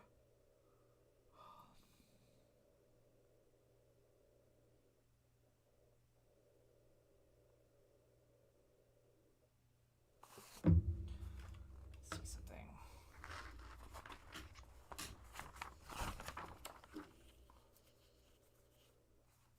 So after the arms, and it's the backpack, and then the shield slash weaponry, and this is just transformation.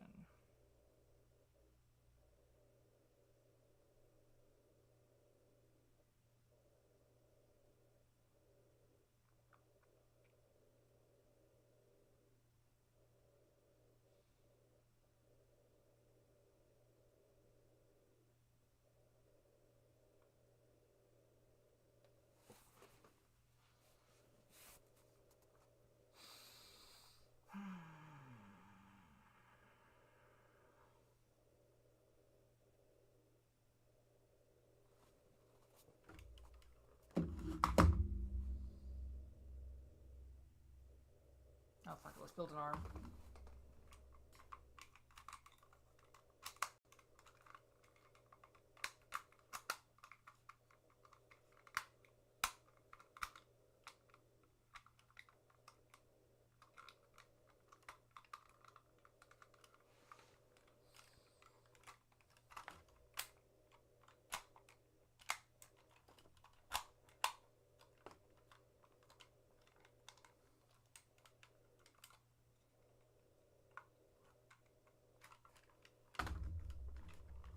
Family photo here.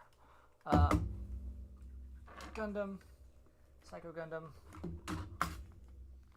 him big, new Gundam. So yeah, he's a big boy.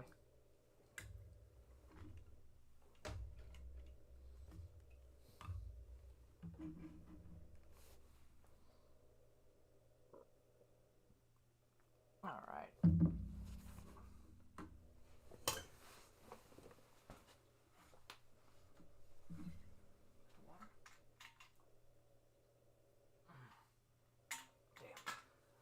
Let me fill up my water bottle.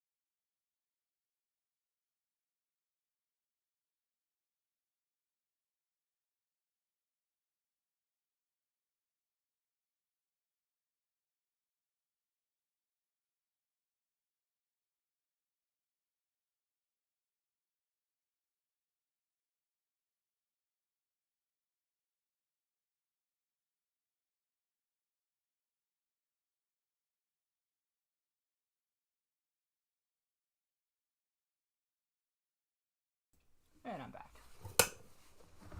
Alright, I'm gonna do at least one arm, maybe both. We'll see how it comes together. Oh yeah, it's all coming together.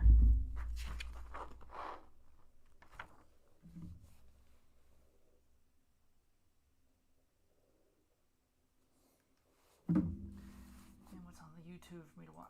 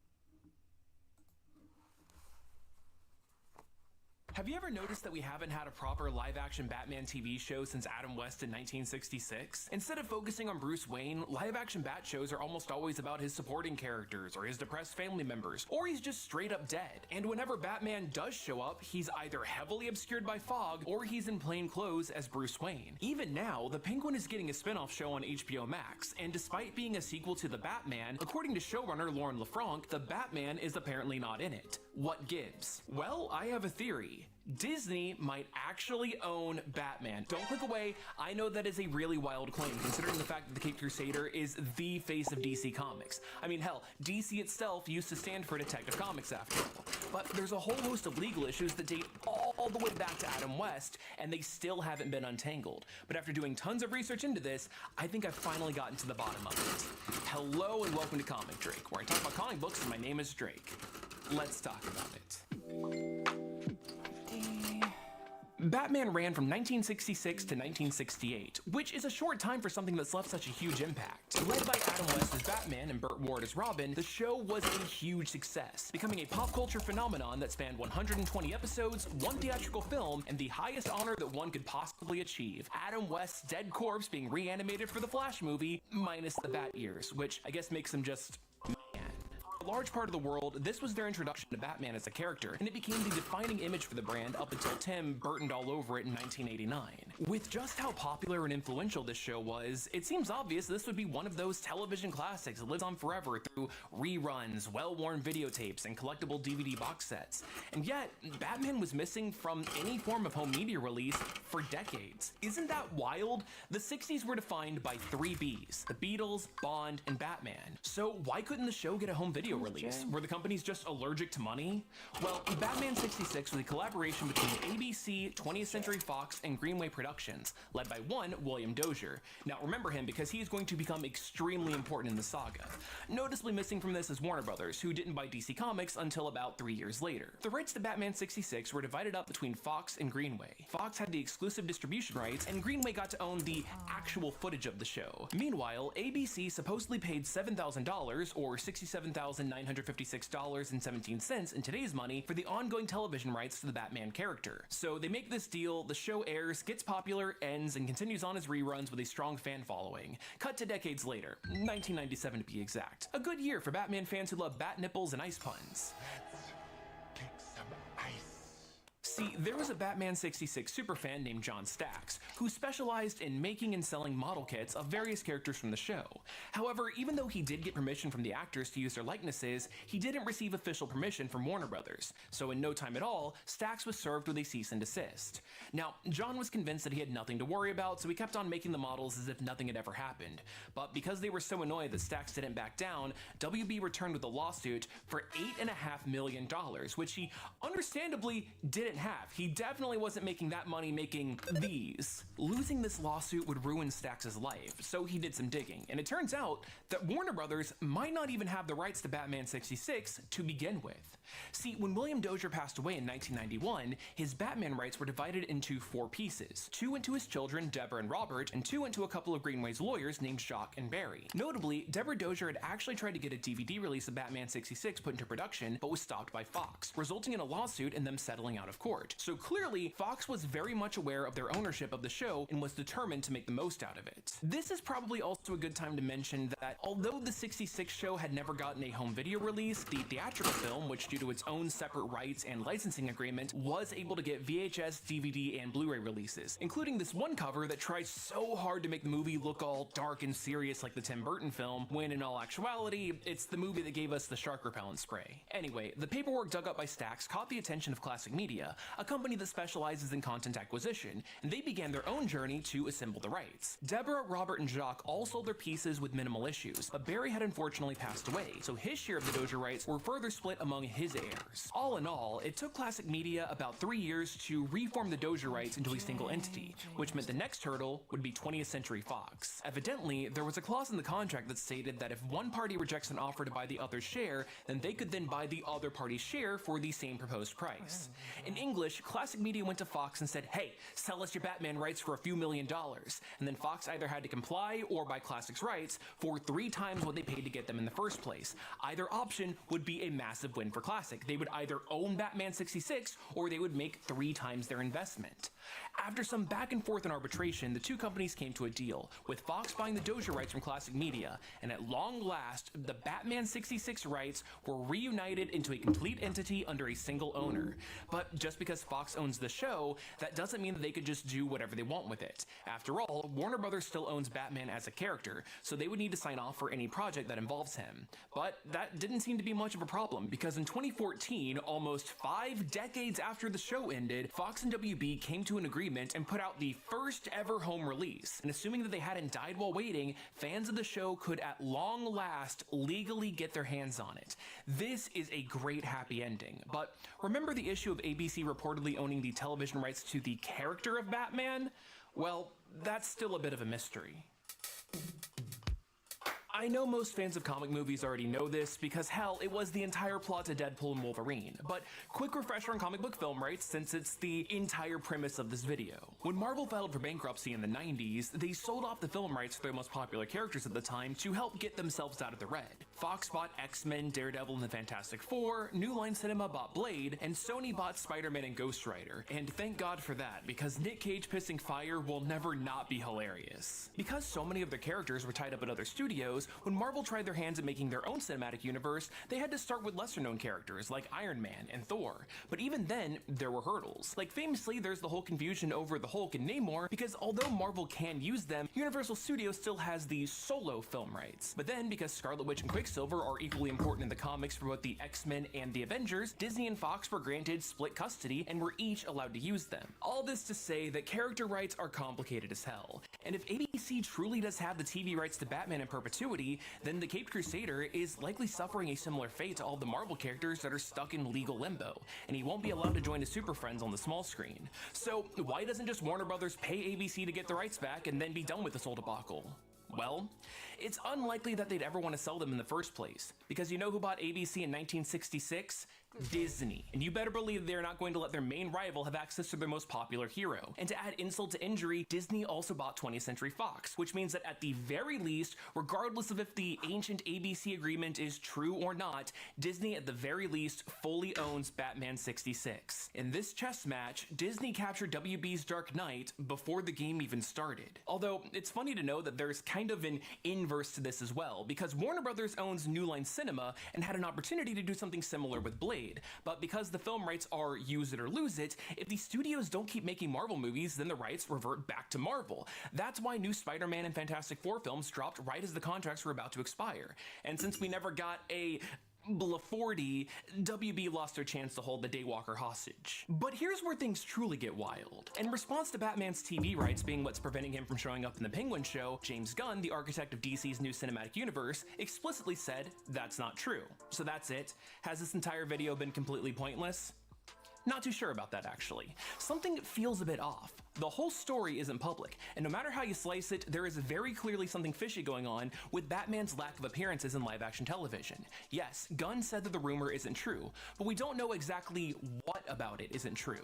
So in order to get to the bottom of this, I teamed up with the University of Wyoming, because get this, William Dozier had donated a bunch of his personal files to their library, and considering that this collection is how John Stacks uncovered the rights issue in the first place, it's pretty damn likely that we'd be able to dig up the same contract that spells out the TV agreement. And I just gotta say, as a comic book historian, this collection was fascinating to look through. Like this contract showing that Dozier was the show's narrator. I don't know if it's possible to dox the dead, but I feel like it's probably a good call to blur out his social security number anyway. Predictably though, most of these documents were written out in boring legalese, and there was some cool stuff here, like this agreement with a company called Barris Custom City to create the iconic Batmobile. However, after reading through piles and piles and piles of paperwork, I couldn't find any documents about ABC's claim to the ownership of the Batman character on TV. The closest I was able to dig up was this agreement between ABC and DC, or as it was known at the time, National Periodicals, for the merchandising rights to the show. So let's get a little bit more creative and take a look at the shows themselves to see if we can figure out any noticeable patterns.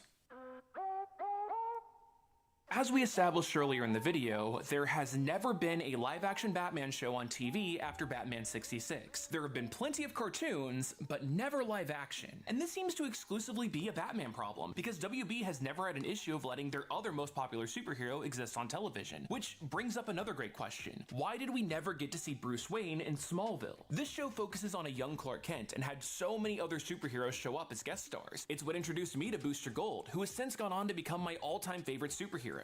It just doesn't make any sense that Smallville was allowed to have the whole-ass Justice Society, but not Batman. The closest we ever got was a glimpse of his corpse and a vision of the future. But believe me though, it wasn't for lack of trying. Believe it or not, Smallville originally started off as a pitch for a Bruce Wayne origin show, which my good friend Owen Likes Comics dove into the history of in his great dedicated video. But long story short, it was rejected and retooled into Smallville. And when the Super Show proved to be a huge success, the production company behind it pitched the Bruce Wayne series once again as a spin-off. But once more, it was shot down, with a Birds of Prey show being greenlit instead, kicking off the trend of Bat Family supporting characters getting a spotlight instead of Batman himself. Even when asked by fans if Clark could simply visit Gotham City in an episode of Smallville, producer Miles Miller reportedly said, quote, "It's a very difficult legal quagmire." Interesting. Funnily enough, in that same panel, they had to insist the Green Arrow was not brought in as a replacement to Bruce Wayne, which is really fascinating because that takes us to Arrow. Yeah, even though the Bruce Wayne show was rejected, Arrow was originally planned to be a Smallville spinoff featuring their version of Oliver Queen, but it evolved into its own entity set in its own universe. But despite insisting that he was not a Bruce Wayne stand-in, it is extremely obvious that the Caped Crusader was baked right into the show's DNA.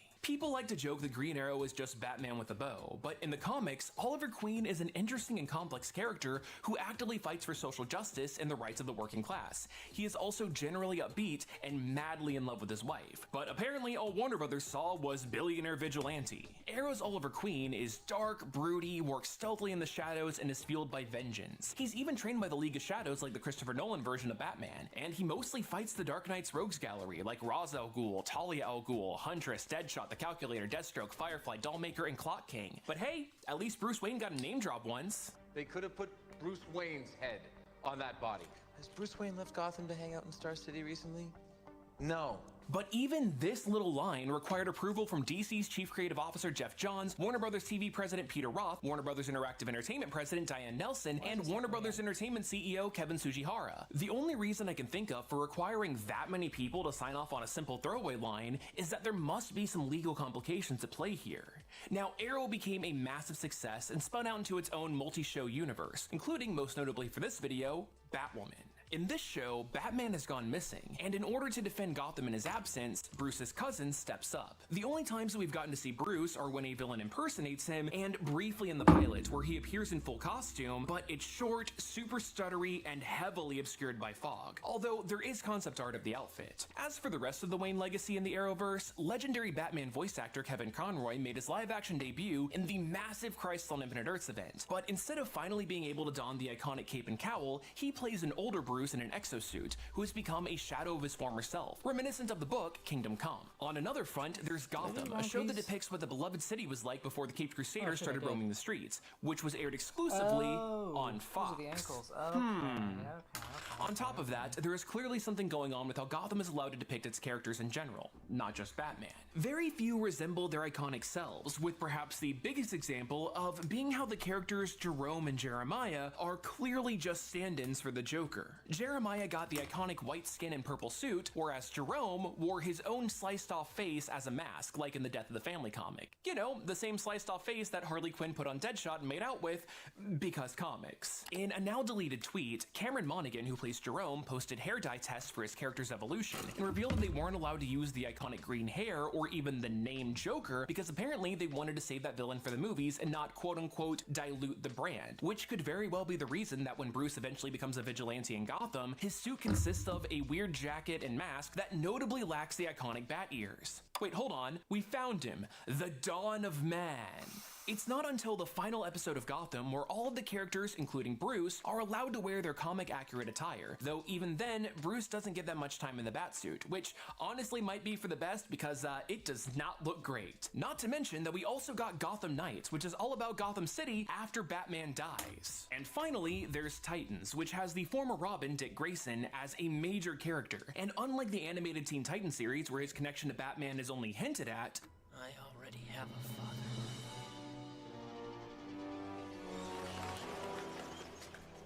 Batman frequently gets name dropped in the first season, especially in this iconic line from the first episode. Fuck Batman. Bruce Wayne shows up multiple times in the second season of Titans out of costume, but when he's actually in the suit, surprise, surprise, it's out of focus and behind smoke. All of this sketchiness seems to point to the conclusion that DC, in fact, cannot let characters from the 1966 show appear in a live-action TV project without significant changes being made to them because of ABC's ownership, and not wanting to dilute the brand could just be a clever way to obfuscate the fact. So why is Gunn so confident that Robert Pattinson could appear in The Penguin if they wanted him to? Well, I personally think that that's because The Penguin is going to be an exclusively streamed project, and thus it wouldn't qualify as TV. Streaming is its own thing with its own contracts, terms, and regulations. There was a whole strike about it in case you hadn't heard. Look, rights issues are complicated and confusing, especially as companies are constantly merging and properties change hands over decades and decades. And unfortunately, a lot of those deals are made behind closed doors, and the people that are knowledgeable enough to speak on them often legally aren't able to do so. Or, you know, they're dead, in which case they're usually not responding to interview requests. Not that it stopped me from trying to interview Dozier through this Ouija board that I got from Target, though. He didn't say much, just like and subscribe. At the very least, it's obvious that there is constant and consistent difficulty when it comes to being able to portray Batman in his cowl on screen and in full clarity. And amazingly, it seems like Disney does in fact, technically, to some extent, own Batman. The title was not clickbait. Now, although I did a ton of research for this video myself, I do want to give a huge shout out to Jake Rosen at Wired Magazine, who did a phenomenal article on this. It's a great read and it pointed me in the right direction of where to look for a lot of my research. But if you want more legal nonsense, then I have a whole playlist with my videos on comic lawsuits, so give that a click if you want more. But anyway, I hope you learned at least a little something new, and hopefully, I'll see you next time.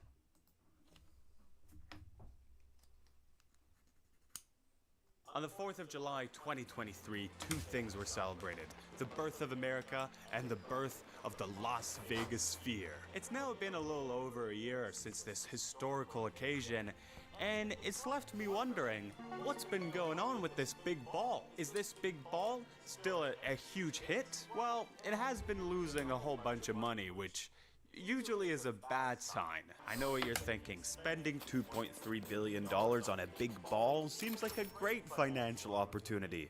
So, what exactly went wrong? From the second I found out about the Sphere's existence, I was in love. I mean, I was mystified by it. Just look at this news report. A giant eye is watching over Las Vegas, but the eye is not a sign that the city is under increased scrutiny. I guess that would be the first thing you think, you know? Is this some sort of demon? Is this some sort of demon that's come down to watch us, to look for our sins? There's obviously an element to it that is pretty incredible. Like, what's going on here? The moon is on the ground. I'm pretty sure it's supposed to be up there. Obviously, I'm saying this as a person watching a YouTube video.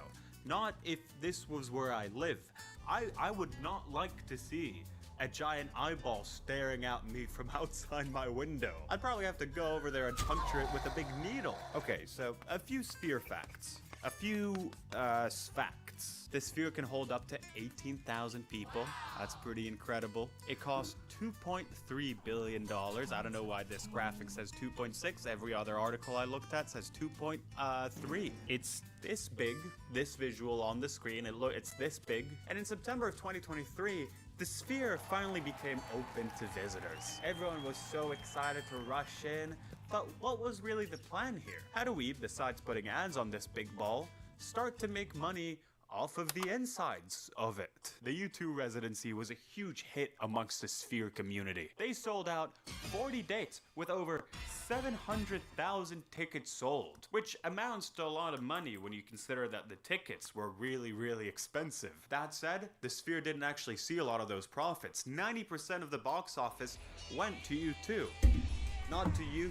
U2, but to U2 the band, which leaves only 10% of the box office to pay for the astronomical operating costs to make this huge machine work, this huge monster that feeds off of electricity. It's safe to say that the Sphere was incredibly displeased by this fact. Most reviews refer to the U2 show as an incredible visual experience. If you could experience the visuals, that is. There is an overhang over the 100th section. So if you buy tickets for this particular show here, or any show really, and you are in the 20th row or back, you have an overhang that blocks your view of the sky. First time coming here. I take my seat. Here we go. And blink. What the? I can't see the sphere. The Sphere is supposed to be this immersive 360 experience sort of situation, you know? Like, it's almost supposed to be like you're being in a VR world, but actually there in person with other people. But if you sit at certain rows, what, you just don't get that? Even if you paid hundreds for your ticket? Maybe they should just not seat people there, or at the very least be incredibly clear that that's going to be the case. That there's going to be a big thing over your head blocking the whole 360 view. After U2 finished their residency, it was the turn of the band Dead & Company to rock on, which looked pretty neat. And the next residency is by Hotel California band The Eagles. Now, in case you haven't noticed, there seems to be a bit of a pattern here. None of these bands have a lead singer that's under the age of 60. Obviously, there isn't anything wrong with being over that age. Aging is a beautiful part of the human experience. But if you want your venue to be super relevant, you're gonna have to get some more relevant acts to do a show there every now and again. The main bands that they can get at the moment are ones that are in a bit of a later point of their career. They don't mind just sticking around in Vegas for a little while. It almost seems like it's quite difficult for them to get anyone to do a one-off show in this venue. A big reason for that, I feel, has a lot to do with the visuals. This was one of my favorite bits to look into. They are a nightmare to create. So this beast has a resolution of 16K by 16K. They advertise that because it sounds impressive. It is impressive. 16K is a very big number.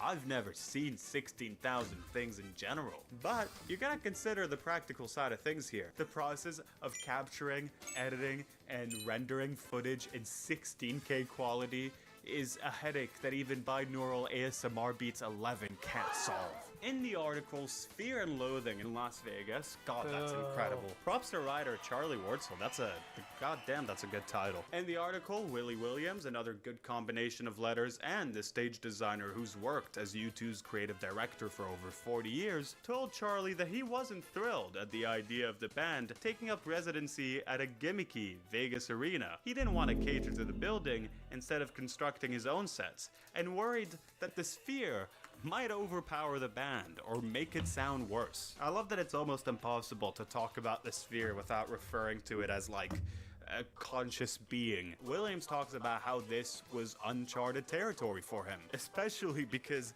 at the time that he was trying to make these visuals, they didn't even finish making the building yet. Then there was the screen. Despite the Sphere's 16K resolution, Williams said that the group couldn't build any graphics at a higher resolution than 12K. And even this process was painstaking. The first time Williams' team uploaded an animation for the Sphere, the file was so large that the building's computers said it would take 2 weeks to just render 60 seconds of footage. Which I guess goes to explain why a band can't just like add a tour date in the Sphere. It has to be a thing that's specifically catered for this, that's been worked on for months and months on end. The process of how these visuals are done is pretty fascinating. The Sphere company had to like create an in-house studio to do so, and also work with a different company to create a bunch of technology just for that. Filmmakers or advertisers are using the Sphere's in-house system called Big Sky. Essentially, they manufactured a first of its kind a 16K sensor capable of capturing images at the scale and fidelity necessary for the Sphere's display. Big Sky also allows filmmakers to capture large format images from a single camera without having to stitch content together from multiple cameras. So that's pretty cool. All this does remind me though of the early days of IMAX. I remember going to an IMAX theater for the first time as a kid, and honestly, the experience was pretty amazing. I looked to my left, I saw screen, so much screen, and then I was like, ooh, what about the other side? Look to my right, more screen. Incredible. At the time, IMAX theaters were mainly playing the visuals that are, you know, kind of creating more of an experience. The idea was just for you to look at it and be like, whoa, that's a big ant. There's like a lot of nature stuff, a lot of nature footage. And the visuals inside of the sphere seem to be going for essentially the exact same thing. The director Darren Aronofsky was the first to use blue skies technology to make his visual experience Postcard from Earth. Reviews from it seem to be split. Google reviews have an average of 2.2 out of 5, while IMDb has a friendlier 7.6. This article by Common Edge describes the experience. Postcard draws equally from nature documentaries like Living Planet, and from stock footage of cities and commerce that you've seen in AT&T commercials. It opens and closes with an embarrassing fictional frame in which all of humanity has evacuated Earth and has been sent to colonize planets in other solar systems. Because, as we find out, our planet needs to recuperate from the beating we have inflicted upon it. And yes, as many have noted, this is a pretty strange message to project inside a $2 billion dome. I actually tried to watch this thing at home. Hills of dirt and stone, folded and furrowed. But then I had to stop because it was really boring. Obviously, seeing this on your phone, the video that was filmed on another person's phone, is probably not the ideal way to experience this thing. I'm sure it's real awesome if you're actually in there in the sphere and you're looking around and you're like, whoa, look at how much screen there is around me. IMAX, for the first few years of its existence, also really struggled to break into mainstream cinema because of being viewed as this sort of gimmick, but it did eventually manage to make that move. A lot of it is thanks to Christopher Nolan and him being obsessed with it. And now, almost every movie gets its own IMAX release. I saw the new Borderlands movie on IMAX, and yes, it was just as bad, even though the picture was bigger. So, can blue sky technology make the same move? Can it also become a mainstream filmmaking tool? Can I one day hope to see the beautiful visuals of Borderlands 2, a movie that will definitely happen on the crisp screens of the dome from the Simpsons movie? I don't think so. IMAX theaters are very expensive, don't get me wrong, but they don't cost $2 billion to make. For filmmakers to create actual movies for this, and not just a one-off experience, the place itself needs to also not be that. And, as of right now, it just doesn't really seem like a very replicable business model. Or is it? Let's now talk about the other sphere attempt. A few months ago, people seriously tried to make an orb by the same company all the way in London town. Here are some of the stats about the planned London sphere. It's due to be 96 metres tall, which is the same height as Big Ben. With a capacity of 21,500 people and a $975 million price tag, it comes in just a bit cheaper than its Vegas counterparts. As you can imagine, London residents were super excited by this idea. I'll move if they go ahead with Sphere. We don't need another venue. They could do so many other things with the money, things that will actually help the community. And another resident has said, no one wants it here. But, a spokesperson for the Sphere has said, we are fully committed to bringing Sphere to London.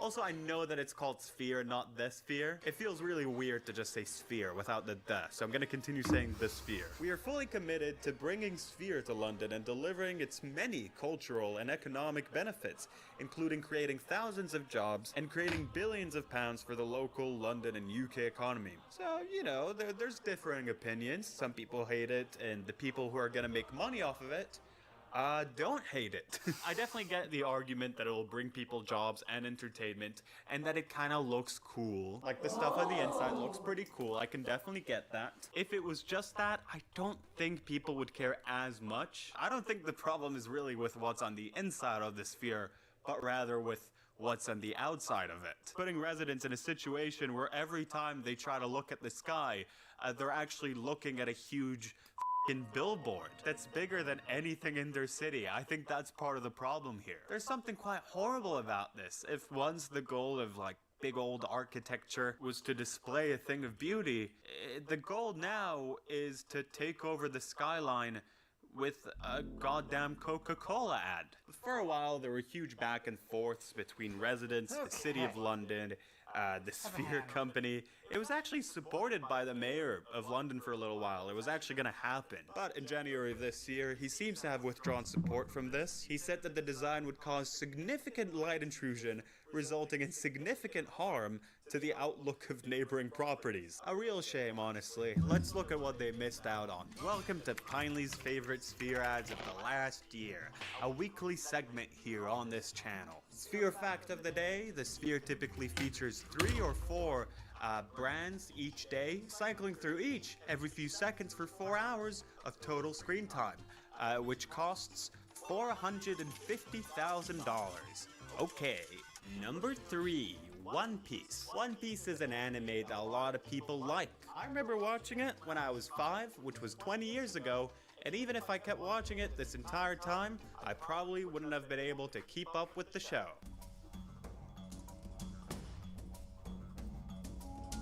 Wow.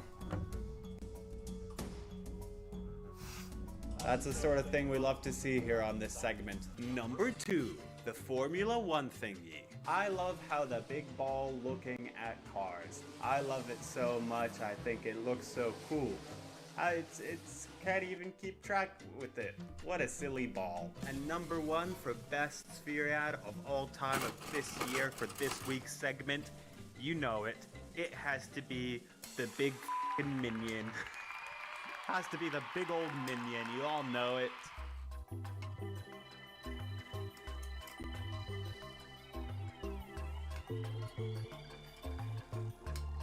The big minion. I love the minions. This is my number 1. This is the best one. Don't f***ing at me. This is the best one. Don't even fight. Don't DM me. Don't look at me. This is the best Sphere ad. It's the goddamn big minion eating another minion. What was really the goal with making the Sphere? Besides making money, that is. When trying to answer this question, Paul Westbury, the Executive Vice President of Development and Construction of Sphere Entertainment, that is a long title, man. He said that the overarching objective was to create immersive experiences that engage the senses and transport fans and attendees to a new world. The spherical structure facilitates this, which sounds exciting, but also VR is a thing. You gotta consider it when looking at the prices of this. Going to the Sphere is really meant for people who have a lot of money. Here's the ad for the new Sphere experience. It's called Anima: The End of Genesis.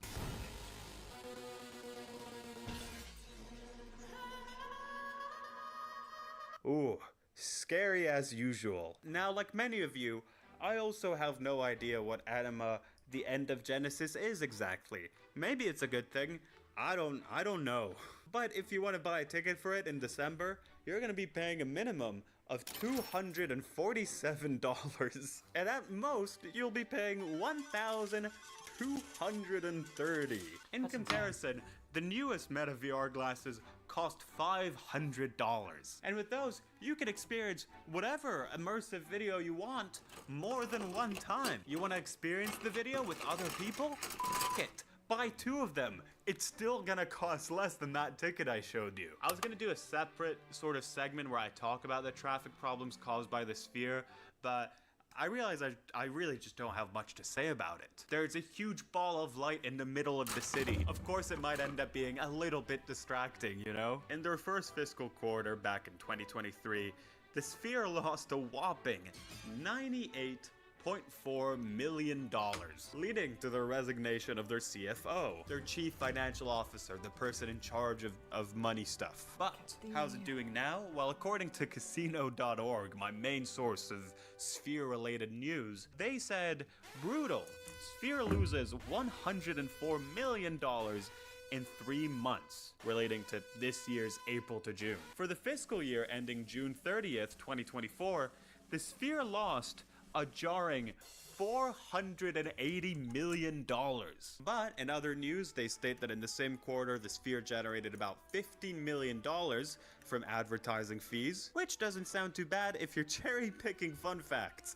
Ultimately, though, Sphere aspired to be making $100 million plus a year from its exosphere. Exosphere. In response to reports about a different quarter where they apparently lost a lot of money, 83.5 million to be exact, they said back in May that actually they made $12.9 million in adjusted profits. This is like a pretty common thing public companies do when there's a bunch of articles about how they're losing money when all of their financial reports come out. They don't want investors to be scared off, so they go, well, actually, if you move a bunch of numbers around, maybe you can say that we made money. Maybe you could say that. Can you please say that, maybe? And that's the story of the Sphere. For now, one can only hope that as time goes, the Sphere will heal.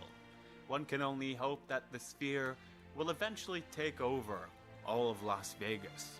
That one day, the entire United States of America will be Sphere.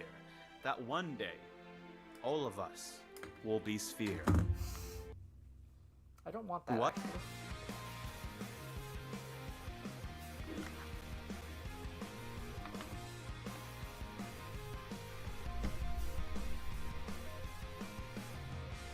I do not wish to be Sphere.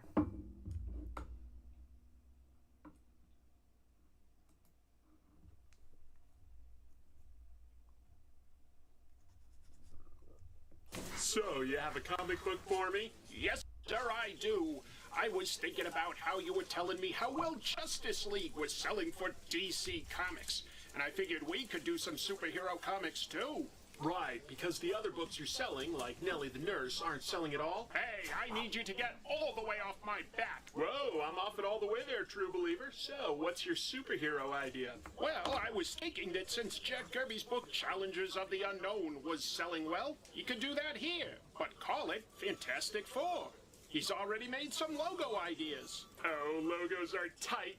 So, what's the story? Well, I basically told Jack to draw whatever he likes, and then I'll add some dialogue to it. Oh, so Jack is drawing and writing the book? No, I'm adding the dialogue, so I'll be credited as writer. I'm not sure that's how that works. Hey, shut up. So I'm calling it the Marvel Method. Sorry, Ryan George. Huh.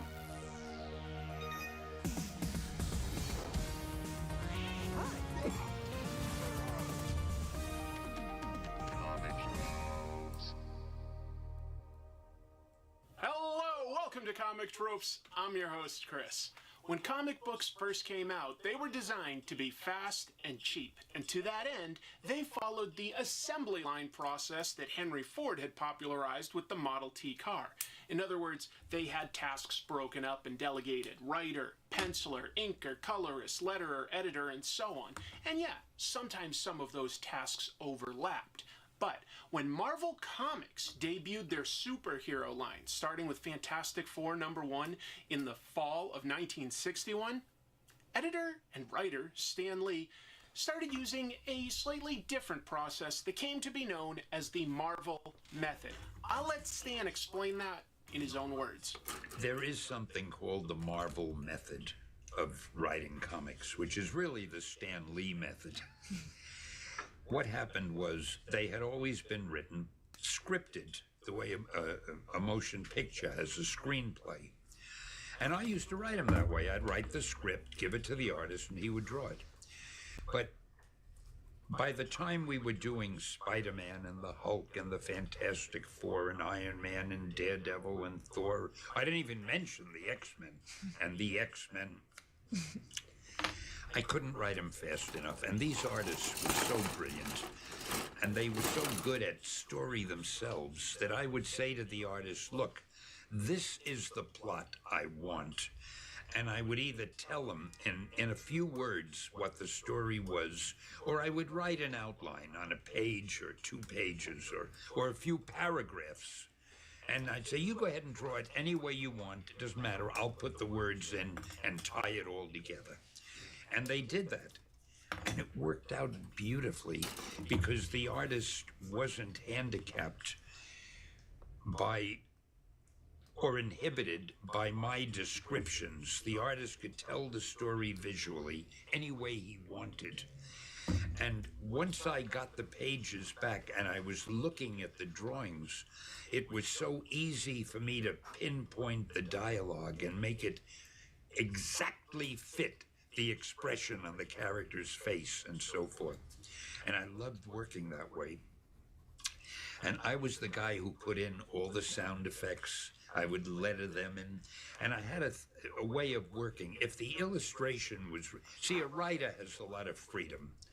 If the illustration was very beautiful, I put very little or no dialogue in because I wanted the illustration to show.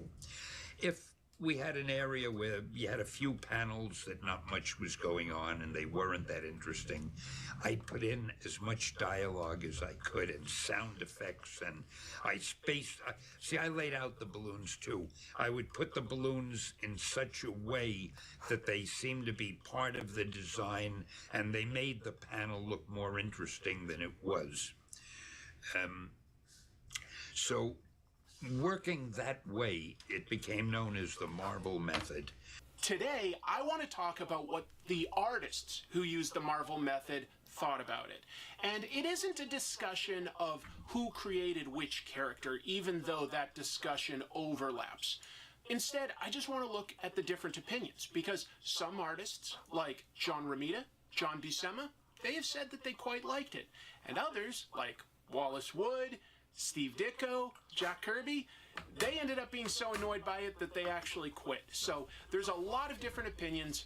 Let's all jump together to the silver age of comics, Marvel superheroes. Marvel Comics was a small operation when they began launching their superhero titles in the early 1960s. Stan Lee was the editor, and the freelance artists who got regular work included Jack Kirby, Steve Ditko, Don Heck, and Dick Ayers. There were a few things done by guys like Bill Everett and Wallace Wood, who had been in the industry for a while by then. But guys like John Romita and John Buscema wouldn't start working until 1965 and 1966, respectively. Let's see what each of them had to say. Dick Ayers was best known as one of Jack Kirby's inkers, beginning to collaborate with him at Marvel with 1959's Journey into Mystery issue 57. He also took over penciling Sergeant Fury and his Howling Commandos with issue 8 in 1964, and being the main artist through issue 120 10 years later. According to writer Barry Pearls, Dick Ayers told him he liked the freedom of the Marvel method because, quote, it would allow him to properly pace the story and not be glued to what a writer had written, end quote. However, it is worth noting that in the Dick Ayers story, an autobiography by Ayers made in 2005, he shares this comic about working with the Marvel method, saying to his wife, "It's great to be penciling again," and telling the story from Stan's synopsis. He just dictates to me over the telephone, and I immediately write the page sequence I'm going to tell his story in the number of pages he tells me. It feels like I'm co-writing the story. I'm drawing the art with margin notes to show him where my drawings are in his plot. And you're not paid. I think I'm learning to write. You should be paid. You ask him. Stan, I think I should be paid for co-writing your stories. You don't even give me credit. You just sign your name as writer. My oh my, you do have an ego. Okay, I'll add a couple of bucks to your page rate, but not your name as a writer. Based on this short story, I take it that Dick Ayers felt that he was owed at least some money co-writing the stories that he was drawing. But not every artist was necessarily so secure in their position that they were comfortable rocking the boat. Don Heck is best known for a lengthy run drawing the Avengers, as well as co-creating characters like Iron Man, Hawkeye, Black Widow, the Wasp, and many more. Even if the fans preferred guys like Jack Kirby, he had the respect of his fellow professionals, and his work stands the test of time, in my opinion. It's clean, it's dramatic, it's what you want for superhero comics. Heck was asked about drawing a comic from a plot in a 1982 interview in Comics Feature issue 21. Heck explained what happened when Stan Lee gave him a brief synopsis, saying, "I said you're crazy." He said, "Don't worry, you can do it." I took Lee's plots over the phone, tape recording them for later playback. I would put the whole thing together with all the pictures and send it in. When I got it back and I read it, I said, "Gee, it works fine. It's great." However, Stan Lee, in his role as editor, would sometimes ask artists to change things after they turned in their pages, redraw something. According to John Buscema, it happened to him, and when he told the story about it happening to him, he in turn spoke about how Don Heck dealt with having to redraw stuff because of the Marvel method. Buscema told the story at the 2001 San Diego Comic-Con in a panel featuring Marvel bullpen artists. Buscema's story started when he discussed his famous issue of Silver Surfer, saying, quote, "Silver Surfer number 4. Oh, you heard that story? You want to hear about that? If I tell you, it does not leave this room. Now, number 4, I really enjoyed it. I thought it was one of the best jobs I'd ever done. Well, I went into Stan's office and he tore the book apart. I mean, it was an absolute disaster as far as he was concerned. He tore page after page after page and said, 'You shouldn't have done this,' and 'You shouldn't have done that.' I walked out of the office cross-eyed. I walked into John Romita's office and said, 'John, how do you do comics?' I'm going to tell you something. A situation like that killed Don Heck's career. He was demoralized because editors were on his back. He'd come to me practically in tears and ask me, 'John, what can I do to satisfy these guys?' And Don was a talented guy who's so great. It destroyed some people, but it didn't destroy me. I said, if I can't work with Stan, I'll go somewhere else. To hell with Stan." A sad story for Don. The poor guy died. Seriously now, I don't want to be melodramatic, but the man died of a broken heart. If a book didn't sell, it was never the writer's fault. It was always the artist's fault. The writer is always right. The artist is the one who fell on his face. Am I right? Buscema is being pretty dramatic. Don Heck sadly died of lung cancer, not a broken heart. But it's true that he was demoralized by having to redraw a bunch of stuff. Superheroes weren't really his wheelhouse, even though he was good at it. If you want to see Don Heck at his best, go back to a lot of his 1950s work on war, on horror. Just great stuff. Really, really shows how good Don Heck could be. But the industry at the time wanted superheroes, and Stan Lee specifically wanted his artists to draw as much like Jack Kirby as possible. Stan Lee was a big fan of Jack Kirby, and in the early years of their collaborations, Stan was much more gracious about how much work Jack did in conceiving their stories. In a 1968 interview in the fanzine Castle of Frankenstein, Stan Lee explained the Marvel method and then elaborated, saying, quote, "Some artists, of course, need a more detailed plot than others. Some artists, such as Jack Kirby, need no plot at all. I mean, I'll just say to Jack, let's let the next villain be Dr. Doom. Or I may not even say that. He may tell me. And then he goes home and he does it. He's so good at plots. I'm sure he's 1,000 times better than I. He just about makes up the plots for these stories. All I do is a little editing." Wow. Stan sure seems to have let it slip that Jack Kirby was coming up with the stories. Stan may not have even given him a plot sometimes. Stan sure didn't say things like that after the 1960s. But what did Jack Kirby have to say about this method of writing? Jack Kirby's work speaks for itself.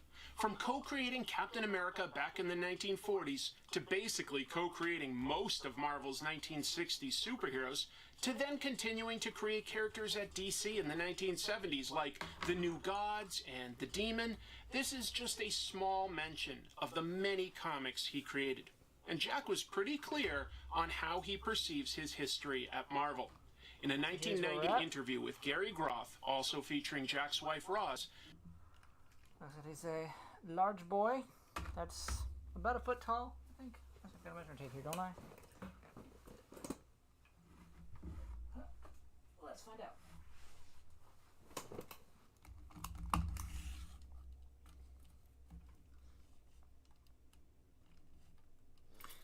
Yeah, just shy of 1 foot tall, 11 inches at the top of the head, 11 and a half to the tip of the horns, looks like.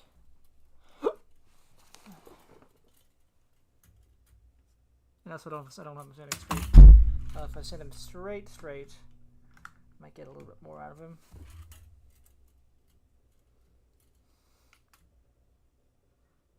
It looks like exactly 11, just a little smidge over 11 inches.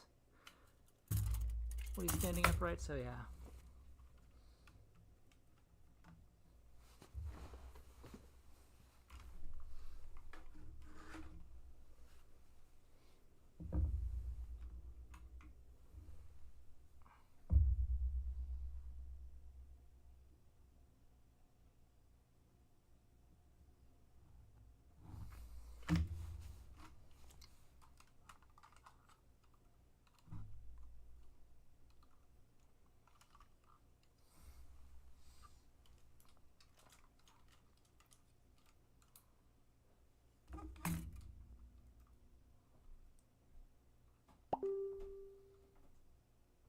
See if I can make it hold Granddaddy here.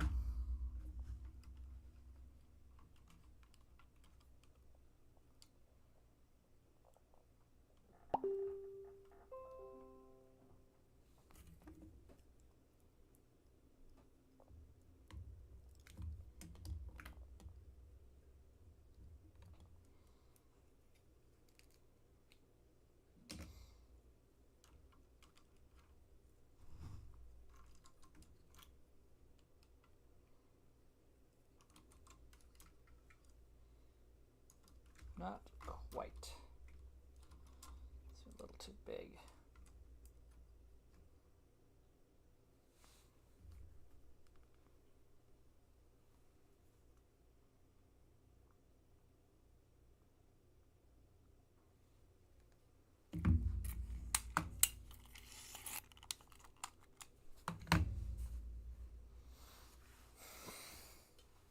All right. Oh, I should probably show you what I've done here. So I got it to hold Granddaddy. More or less works. It's light enough to work. Alright, so that'll do it for tonight. Thank you everybody who came out. I may pick this. I'll try to pick this up on Wednesday. If not Wednesday, then next Saturday. But yeah, thank you for coming. Have a great night. I'll be back.